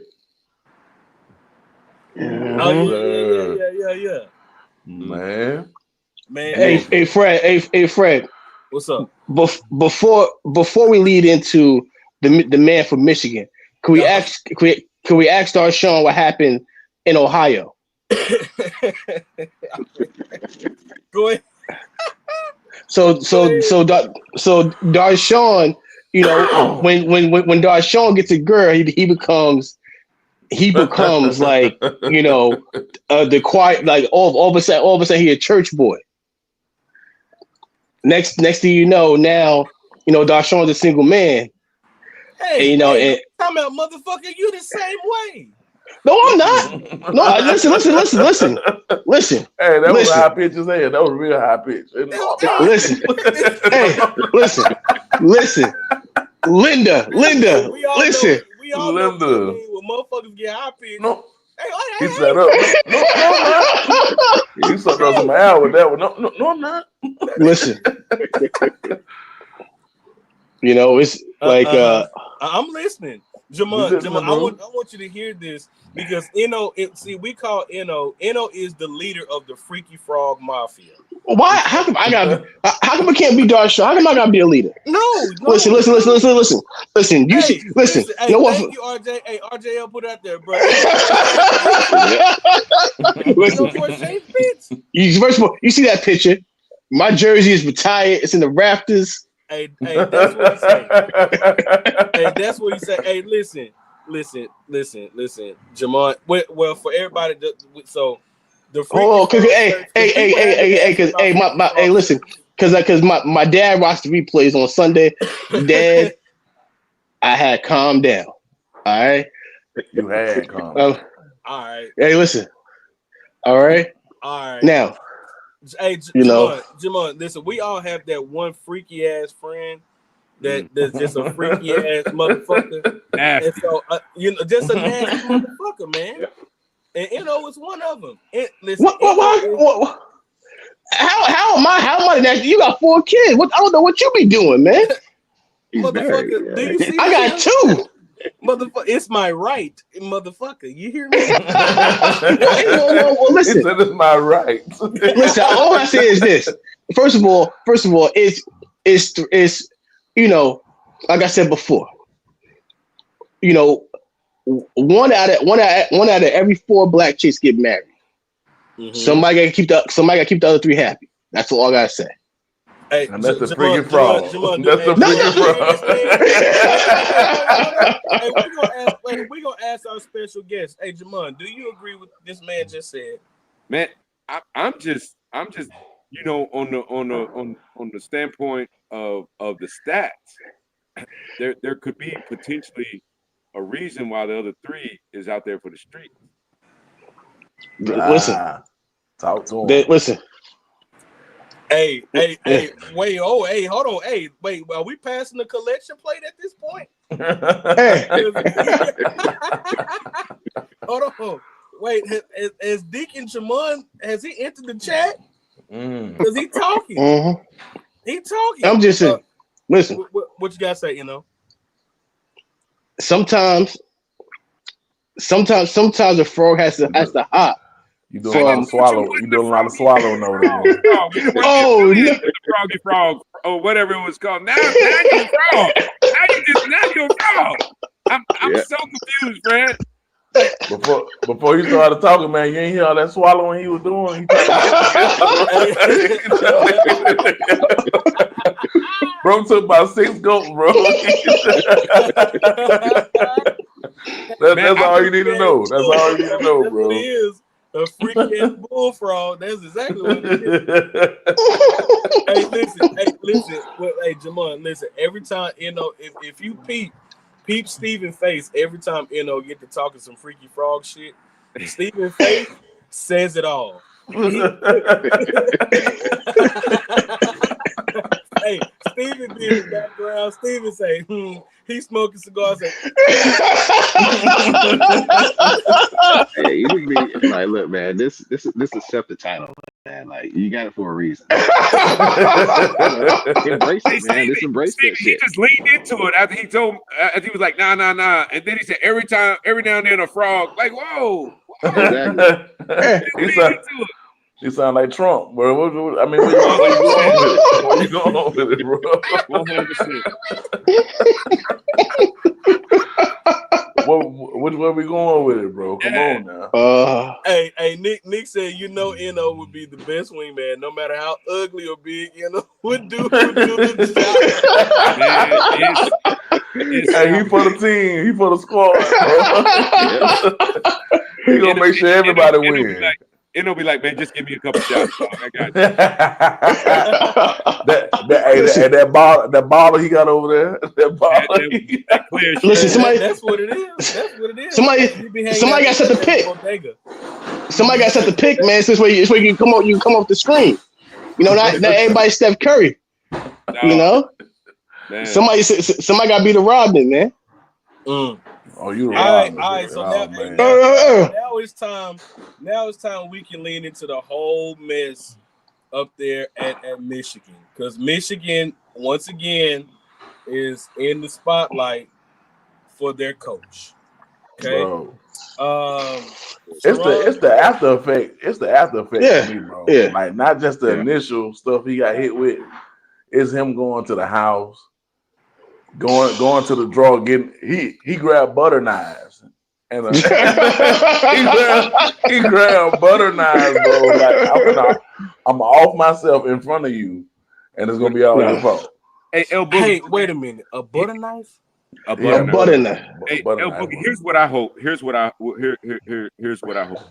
With all the stories that came out, and you know, I know all of us probably can acknowledge that mental health is a real thing. It is a real thing. There's been people in our families probably or what have you that has dealt with it. I'm hopeful that these reports that weeks prior, even prior to the Ohio State game, that there's been reports of weird mental behavior from this guy, and I'm hopeful that it is true and clear that this man was dealing with something that he wasn't able to deal with, and it caused these shenanigans. Because if not, you got to be the dumbest motherfucker. Being dumb. Yeah, he is. Now he is. I saw something. I saw something today about the whole thing about the OnlyFans foursome that he was trying to. Oh boy! Yeah, he offered them season tickets or some shit like that. Yeah, he offered the season tickets, bro, for a foursome. Listen, let me. He was trying to get off. He was trying to get off. Now listen, man, because like, all right, so the man was under stress, Fred. But wait, let me tell you something. Shannon Sharp, which I call him the I call him the co-captain of the Freaky Frog Mafia. He should have never said that. He decided to weigh in on it. Now he said, Ocho. Now listen, Ocho, I gotta weigh in on it. Because I went through it. Now see, can't nobody say nothing because if you ain't never been in it, then you can't say nothing about it. Listen, listen. First of all, his smoke ain't even clear yet. First off, all I say is this: in the words of Dr. Umar, first of all, to the fall of every great black man, you see some blonde hair, blue eye come through and just chop him at the knees because you got Ime Udoka, got his ass up out of there. You had Shannon Sharp, got his ass up out of there. Shamar Moore. When you DoorDash and Plan B's to the office, the wildest. I mean, the wildest. What you expect? But so now here's my thing about that too. Now, the staff knew, because the staff know. Everybody knew. Everybody knew. So they had the alumni quarterback chopping in, like, yeah, bro, I've been through this, like, yeah. And the thing is that she didn't snitch on him until he fired her. So she was fine with it. Once he fired her, then she went up and snitched on him. Yeah, so he was good. He was dumb for that. Like I saw something, and my man was 100% spot on. That if you know that there's receipts out there for you, man, you don't fire. You transfer her to a different department or some exactly. Shit. You know what I mean? You don't fire. And then he bumped her pay up. He bumped her pay up so she can get an abortion. Like, yo, he went from 48,000 to 96,000 a year. Yo, like, but the thing too is, and then they say during halftime, you sending DMs during halftime trying to wild out. Hey, listen. I'm be honest. I mean, I don't see. one thing I don't do, I don't question another marriage and what they got going on. Sure. That's just not, that's not my thing. What other people's marriages, that's their business, not mine. But I think in some instances, I mean, it could have been something going on at home. That's what I was thinking. You know what I'm saying? It could have been something going on. I would say this, Fred, in the words of the Godfather, rest in peace, Kevin Samuels. He says, if your money is right, as long as you're not embarrassing your wife, as long as you ain't bringing home no babies, no STDs, and you're not playing in front of her face, you do what you do. You taking care of home. Well, that's grandpa talk. That's 1970 and 1960 talk right there. Yeah. Don't embarrass your wife. And he had 3 families. And listen, and he fucked up because I'm pretty sure the wife knew something was going on. Yeah, there goes the sponsorship for the Cigar Avengers right there. Y'all motherfuckers ain't gonna get no sponsorship dollars on that right there. Hey, listen, I guess we gotta settle being sponsored by I guess we gotta hey, you know what? Now. Nah, hey, listen, hey, Rose Sparks, because you see Shannon out there promoting them hard. Hey, no, we are not no. Everybody can hold a bottle of baby oil. You know what I'm saying? We gotta do it. Steven said no. We got a picture with now. I mean, we got Justin got that picture. We got a picture, because he's sponsored by Bad Boy Baby Oil Records. Take that. You know what I'm saying? I thought I told you that we won't stop. All right. So speaking of that, so now I gotta ask y'all a question. I'm sure y'all have seen it all over social media, right? Y'all seen this whole thing with Marlon Wayans and 50 Cent going at it, bro. Yeah. So I want to know what are your thoughts? Because Marlon Wayans is a cigar brand owner now. He has his own cigars, but he is also a comedian. So I mean, honestly, I think this was a move. I think this was a move for him, not only just to put his cigars out there, because as you can see, he put out a video. He was smoking his own Legal Tridente cigar, and it was cringe worthy. Jesus, worthy. Oh my God. He put it out there, and I will say a lot of people have been looking up his cigars, and a lot of people didn't know he had his own cigars. So now you see a lot of people looking up his cigar brand. So I mean, do y'all think this was a smart move? I mean, listen, any pub is good pub. I'm sorry, Al. But then Damon them told him like, "Hey, just cut it off, they bro. said cut that shit out. Cut it off, bro. Yeah, you dealing with a monster, bro. Just stop. Yeah, that's what 50 does, man. 50 got folks that's on his that whole entertainment thing that he does, man. He got people on payroll looking out for him. Pictures and finding shit. Like 50 is captain of the petty. Bro. Captain Petty. But I mean, you also got Marlon Wayans, though. You also got Marlon Wayans that he's a comedian, so he lives for that trolling shit. But here's the thing, though. But Fred, it's different. It's different type of trolling. Exactly. It'd be different if they was on stage joning one another. I'm for sure Marlon would get out on him because he's that's what he does. He's a comedian. He's used to that. But when 50 got time to sift through all these suspect ass pictures in the creator, like, you know what I'm saying? 50 ain't going out looking for none of that shit. He got his people sending him shit for him to choose to be petty with, and he's got time. Well, perfect example.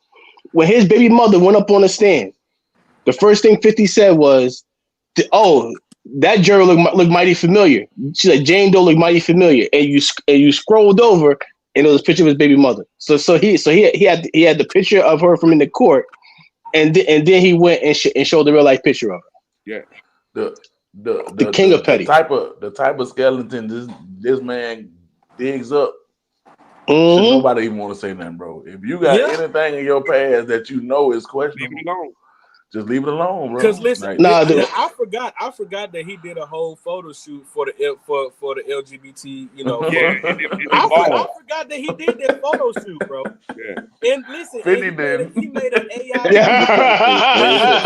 He made an AI video. He made an AI video of that picture of him just twerking in them silver pants that he had on.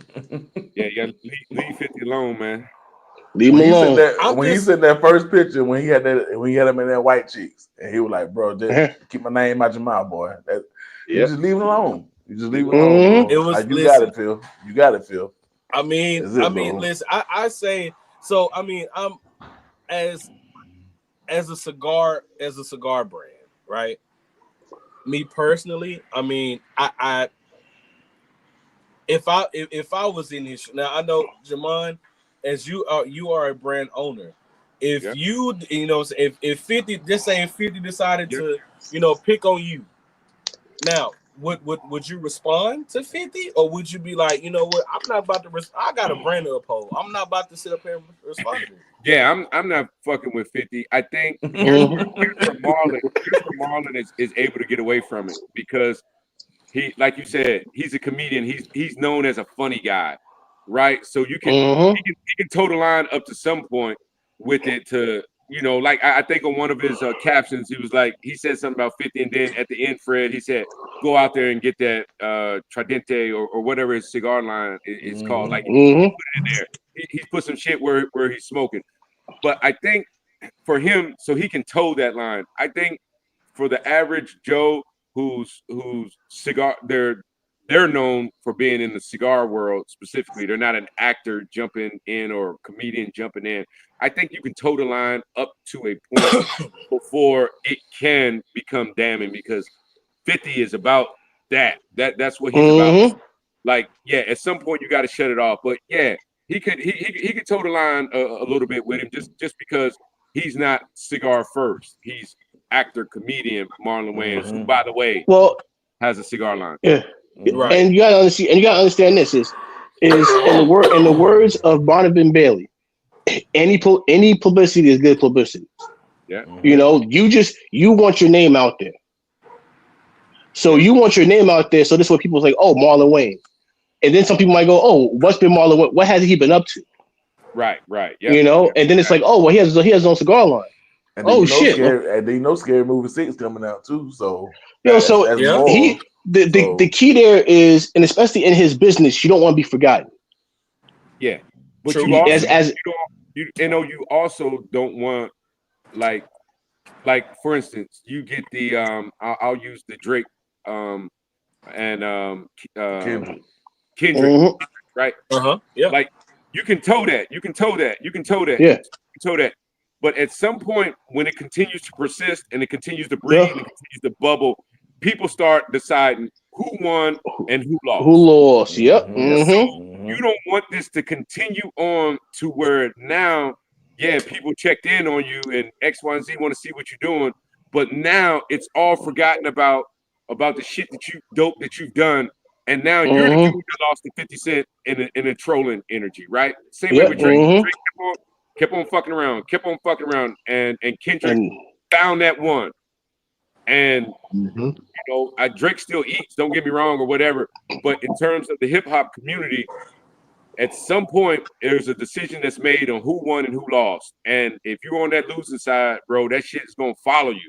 That shit is gonna that's gonna follow you. But you know what's kind of crazy, because you brought up Drake.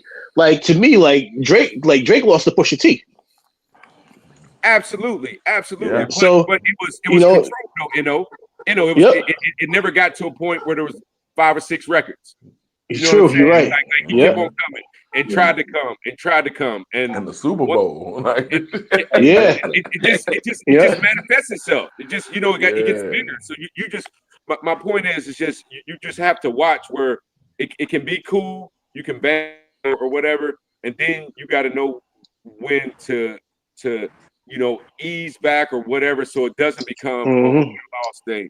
Man, like there's been plenty of trolling battles or whatever, you know, Dame Dash, Jim Jones, and you know, 50 Cent and Cameron when they came out with their thing with Dame Dash, but they was trolling each other, but Dame knew to where not to continue to do this, to where it became a thing, to not win or lose. You know what I mean? If that makes sense out there. Yeah. I feel that, man. So, you know, all right, so Rob asked, he said, could 50 be invested in the brand and stage publicity? He's done that before. He's done it before. He makes a great point just off the fact that, you know, like he makes a great, because once that beef goes on, because here's the thing, it's not a beef to the point where it's like it's on site, right? You know, so it's not one of those beefs where it's on site. It's more of a key type of back and forth. Yeah, you know, so his thing can be salvaged. Basically. Well, it can be salvaged, but it's not to the point where 50 is trying to destroy Marlon's career. Right. I don't know, dog. If Marlon keeps going, 50 will keep going, and it'll get nastier. That's true. That is true. That's Teddy Roosevelt right there, boy. 50. Yeah. But it could be a thing of, you know, if they would have kept going, next thing you know, 50 could have went out there and smoke on that Marlon pack and smoked one of Marlon's cigars while saying it. Yeah, I mean, good, but I think just how it birthed on the breakfast show and giving his opinion. And then 50 jumped out there on the opinion. I think it kind of caught Marlon. So if what my man asked about, jumping on and investing that, I think, you know, that conversation happened after the behind the scenes. Organically, this started truly on some bullshit. Which honestly, so I mean, if we go back to how this whole thing started, people thought that Martin was defending Diddy, which he wasn't. I understood what he was saying, but a lot of people didn't understand. Yep. He was saying like people can create a narrative, which if you think about it, the image that's painted is a created narrative. It is. It's a created narrative, and I totally understand exactly where he was coming from, but people took it as he's defending Diddy, which he wasn't. And he went on and he actually talked about that. Yep. What's up, X? What's up, Zay? What's up, brother? Right.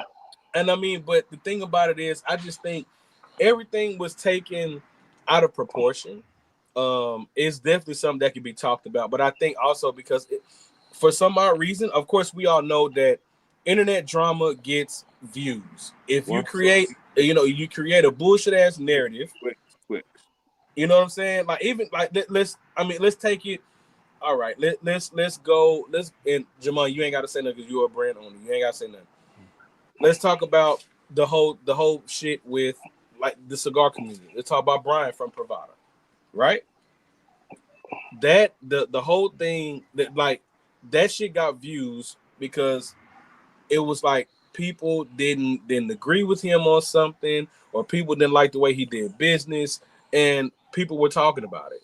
That urged more people to go by Pravada because he was coming out with videos, still coming out with videos. And people like, oh man, this is a bullshit thing. But you still have people that never heard of Pravada and they're buying Pravada shit. So we all know drama sells. Yeah. Honestly, the top shit that sell, you got sex is number one, drama number two. Yeah. So there's shit. I mean, it's crazy. A narrative that's painted, and how far it can be taken. I mean, of course, I'm sure it is like conversations that's being held on the side. I mean, it's just how that shit go. And I think it's a trending thing because let's go back to, of course, all this beef. Because let's go back to Draymond and Kenyon Martin. Draymond called Kenyon Martin an underachiever. And Kenyon, he responded. Because he felt offended. Like, he felt offended by that. Yep. And so with that brought more people to Draymond's podcast and in the podcast that Kenya Gilbert's podcast, which Kenyon is on it. Yeah. So it's just shit that goes back and forth, which honestly, I mean, it's not needed.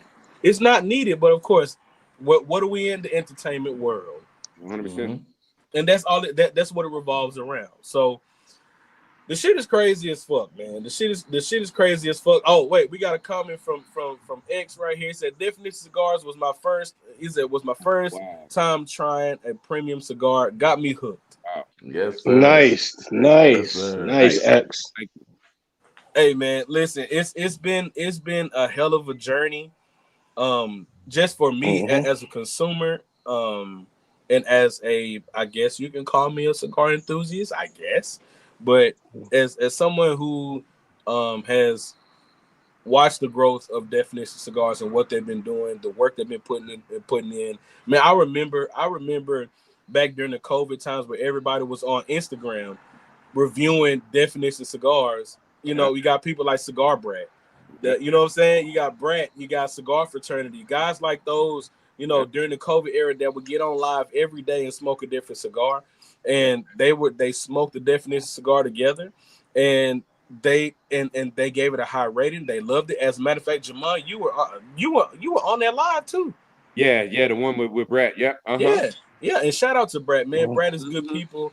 Yeah. You know, you just think about humble beginnings, and I'm glad you are where you are. And so we got 5 minutes left in the show, and again, I'm gonna say this for everybody. Hey, Fred, can I bring up one topic and we can go a little overtime? Go ahead. Now, that's fine. So the prostitute that Cassie was messing with, he's suing Cassie for $30 million.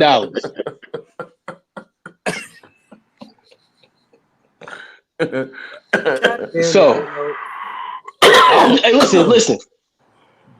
Now that guy, like, it's publicity. That guy's getting interviews. He's saying that he was forced to do stuff that he didn't want to do, and Cassie forced him to do it. The fish-looking dude. Yeah, the fish-looking dude. Yeah. Did you just say the fish? Look, so man, you basically saying this motherfucker came out of Bikini Bottom? Is that what you said? Meat. Nematode looking man, boy. Oh my god. Hey. Oh my god, bro. This shit is crazy as hell. You got a face on that mama can love. Hey, That's crazy, listen, bro. Listen, y'all. Before we end the show, we always end off with asking. Like we're big on mental health on it, especially men's mental health, because it's super important. I'm gonna go around, but we're gonna start with our guest first. Jamond, how you doing mentally, physically, emotionally? How you doing, brother? Yeah, I appreciate the ask. Doing well. The biggest thing with your health is remembering not to forget about yourself. I took yesterday back in the day to just do some stuff just for me, to ground me. So it's important in this world that we live in now, with everything kind of being a challenge. Like you said, there's more people that's looking for drama than there are people who looking for stories where somebody's feeding somebody, right? So people lean into that, but remembering that you matter, no matter what obligations or commitments you have, you gotta set aside some time for yourself. So I'm doing well. Thank you very much. Right. Nice. That's good, nice, man. bro. That's good. Justin stepped away, so I know he probably handling some business. So we're gonna go over to Eno, man. How you doing? Mentally, physically, emotionally, how you doing, brother? Oh shit. Honestly, man. Listen, like I'm maintaining it, man. That's it, man. I'm just, I'm sometimes in life you just gotta go through those moments where you just gotta turn into a robot and just go through the motions, man. Sometimes you got, when you have so much going on, that you kind of have to just feel like, all right, just keep moving, because if you stop, it could be overwhelming. So yeah, keep yeah, moving, keep it pushing, but don't forget about you, the person, though, brother. yeah, it's like you just go like like you just got to keep pushing, man. Just lock in, and because that's facts. Because at the end of the day, man, like I got I got two kids. I got two sons I got to worry about. So any drama, any kind of problems, it's always like, all right, like sometimes you just got to put it in the back seat and just say, listen, I got bigger things I got to worry about. Yeah, got big things I got to worry about.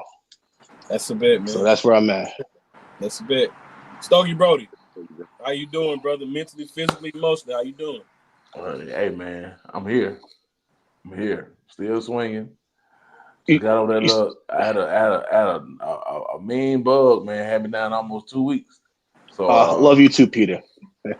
So bouncing back from that, man. But everything good, man. You know me. I gotta keep it positive. Are you over the Alabama loss yet? Hey, I've been over that, man. I've been over that, man. I've been over that, man. Listen, save it for the Discord. Save that shit for the Discord. He good, man. He good. You know, Eno got to lash out sometime, man. So yeah, I know. It's all good. It's all good. But yeah, man, it's everything. It's a day by day process. You got to take what you can, man. You can't just have your plate full and try to bear all that on your shoulders, man. You got to take that a little bit, move with what you got, bro, and keep going forward. Like Eno said, man, you don't stop swinging, bro. Cause tomorrow might be that day you win. So just keep going, bro. Yep. Keep going. That's where I'm at with it, bro. That's a bit, brother Steven. How you doing, man? Doing Mentally, good, man. physically, emotionally. Feeling good. Can't complain. Like I said, we talked a little bit about the little work stresses, but I mean, like I said, other than that, everything's been good. Family's been good. My son, he just got a math student of the month, and I'm telling you, nice. This dude hates math. Like, he didn't even want to give us the certificate because he hates math that much. Like, hey, listen, I understand, bro. I understand. Like, how come I didn't get this in science? So I'm like, dog, like you doing good. I mean, you raised up. The wife's good. The family's good. I mean, I can't really complain. So yeah, so I'm good. Nice. That's a bet, Fred, man. That's Fred. What about you, brother? Oh man, man, I'm doing all right, bro. I'm doing all right. Of course, knee getting better, so I'm for sure gonna be ready for PCA next year. You know what I'm saying? You know what I'm saying? So man, I'm just super excited, man, for what we have upcoming for the show. I'm working hard, man, trying to, you know what I'm saying, getting us out there, getting more eyes on the show and the things that we're doing. I'm really enjoying it. It's a hell of a journey, a hell of a ride, but of course, you have your up days and your bad days, but of course, man, us as men, one thing that we are built to survive. That's one thing we are built for. Yeah. And but other than that, I'm doing all right, man. The wife is good, the kids are good. Can't complain, and I'm thankful, bro. I'm thankful for every moment that God allows me to wake up. You know what I'm saying? You know what I'm saying? So I mean that within itself, I'm thankful for, and so I can't complain at all. I'm smoking some good cigars, chilling with my guys. Hey man, exactly. Can't beat that. Hey, in the words of Sal, only smoke bangers, baby. There you only go. Bangers. Only bangers, baby. Only bangers. All right, hey, and is the baby good? Oh yeah, the baby's good. He got a little cough and stuff because and as you know, I've been a little coughy myself because taking care of the kids is bound to hop on to somebody in the house. Yeah, I'm one of them, and it hopped on me and my pops, man. So, but other than that, he's we got him some. We had to get him some albuterol. A little dose of albuterol just because he's a baby. He's just now learning his breathing patterns, trying to learn his breathing patterns. So, just to help him with his breathing. But other than that, He doing all right. Still, it ain't changed his eating pattern because he's still eating like a motherfucker. You understand? You understand me? So, and That's also, good. man, you know, I listen. Shout out to Peter. Peter, listen, man. Me and Peter, we the cake eaters. And yeah, you got damn right. You got some motherfucking Peter like burnt cake. We ate some cake, man. I ate some cake. Oh man, you know, too much. See that's your problem, Fred. That's that's why you about to have kid number 5 because you eat too much motherfucking cake. Hey, shut your ass up, man. Hey, listen, y'all. Listen, we got 13 people in here right now, man. Shout out to everybody that's been in here tuning in. Now, listen, we gonna end the show, but listen, we got the after party smoke session with Jamond in the Discord. So if you have not joined the Discord, go to our Patreon, Cigar Vigil Podcast. Sign up for a tier, you'll get immediate access. Make sure if you don't get the link, make sure to message me personally, message us on if you follow us on Instagram, which we have our QR code up there at the top. Well, it'll be on y'all. I think it's top left corner, but it's top right corner for me. That QR code up there, and they'll lead you straight to our Instagram. Make sure y'all sign up. Make sure y'all sign up, and you'll get immediate access. And Jamond, man, we want to thank you for joining us, man. And listen, you're welcome back anytime, brother. You're welcome back. Yeah, anytime. I'm gonna tap in when time permits, man, and hang out with you guys. Oh, for sure, man. For sure. Yeah, man. You had a good time, man. You know, to get out the work, get off the work week, laugh. As soon as I'm done with y'all, I'm gonna go back to a situation that I just left. Never stop work. Never stop. Oh man. Yep. Mm-hmm. There you go. Grind, yes, sir. Grind, yes, don't sir. stop, bro. Grind. Yeah, y'all. So if you are a part of the Discord, head to the Smoker Suite in the Discord chat. We'll be over there in a few minutes. With that being said, next week we'll have Bobby Newman from JC Newman on. Super excited about that show. So make sure y'all tune in. Make sure y'all tune in for that show. It's gonna be another great one. And then also the week after, we will be dropping our top 8 cigars of the year. We'll be dropping our list. And so yeah, we also during that show we'll also have a special announcement of what we're going to be doing with that top 8 cigars of the year. So make sure y'all stay tuned. And with that being said, y'all remember, stay lit, stay laughing, and we'll see y'all in the Discord, man. Y'all head on over there now. And don't forget, tell a friend to tell a motherfucking friend. There you go. Goddamn me right. With that being said, y'all, we'll see y'all, man. Y'all be easy. Have a blessed one. Happy holidays. Happy holidays. Happy holidays, folks.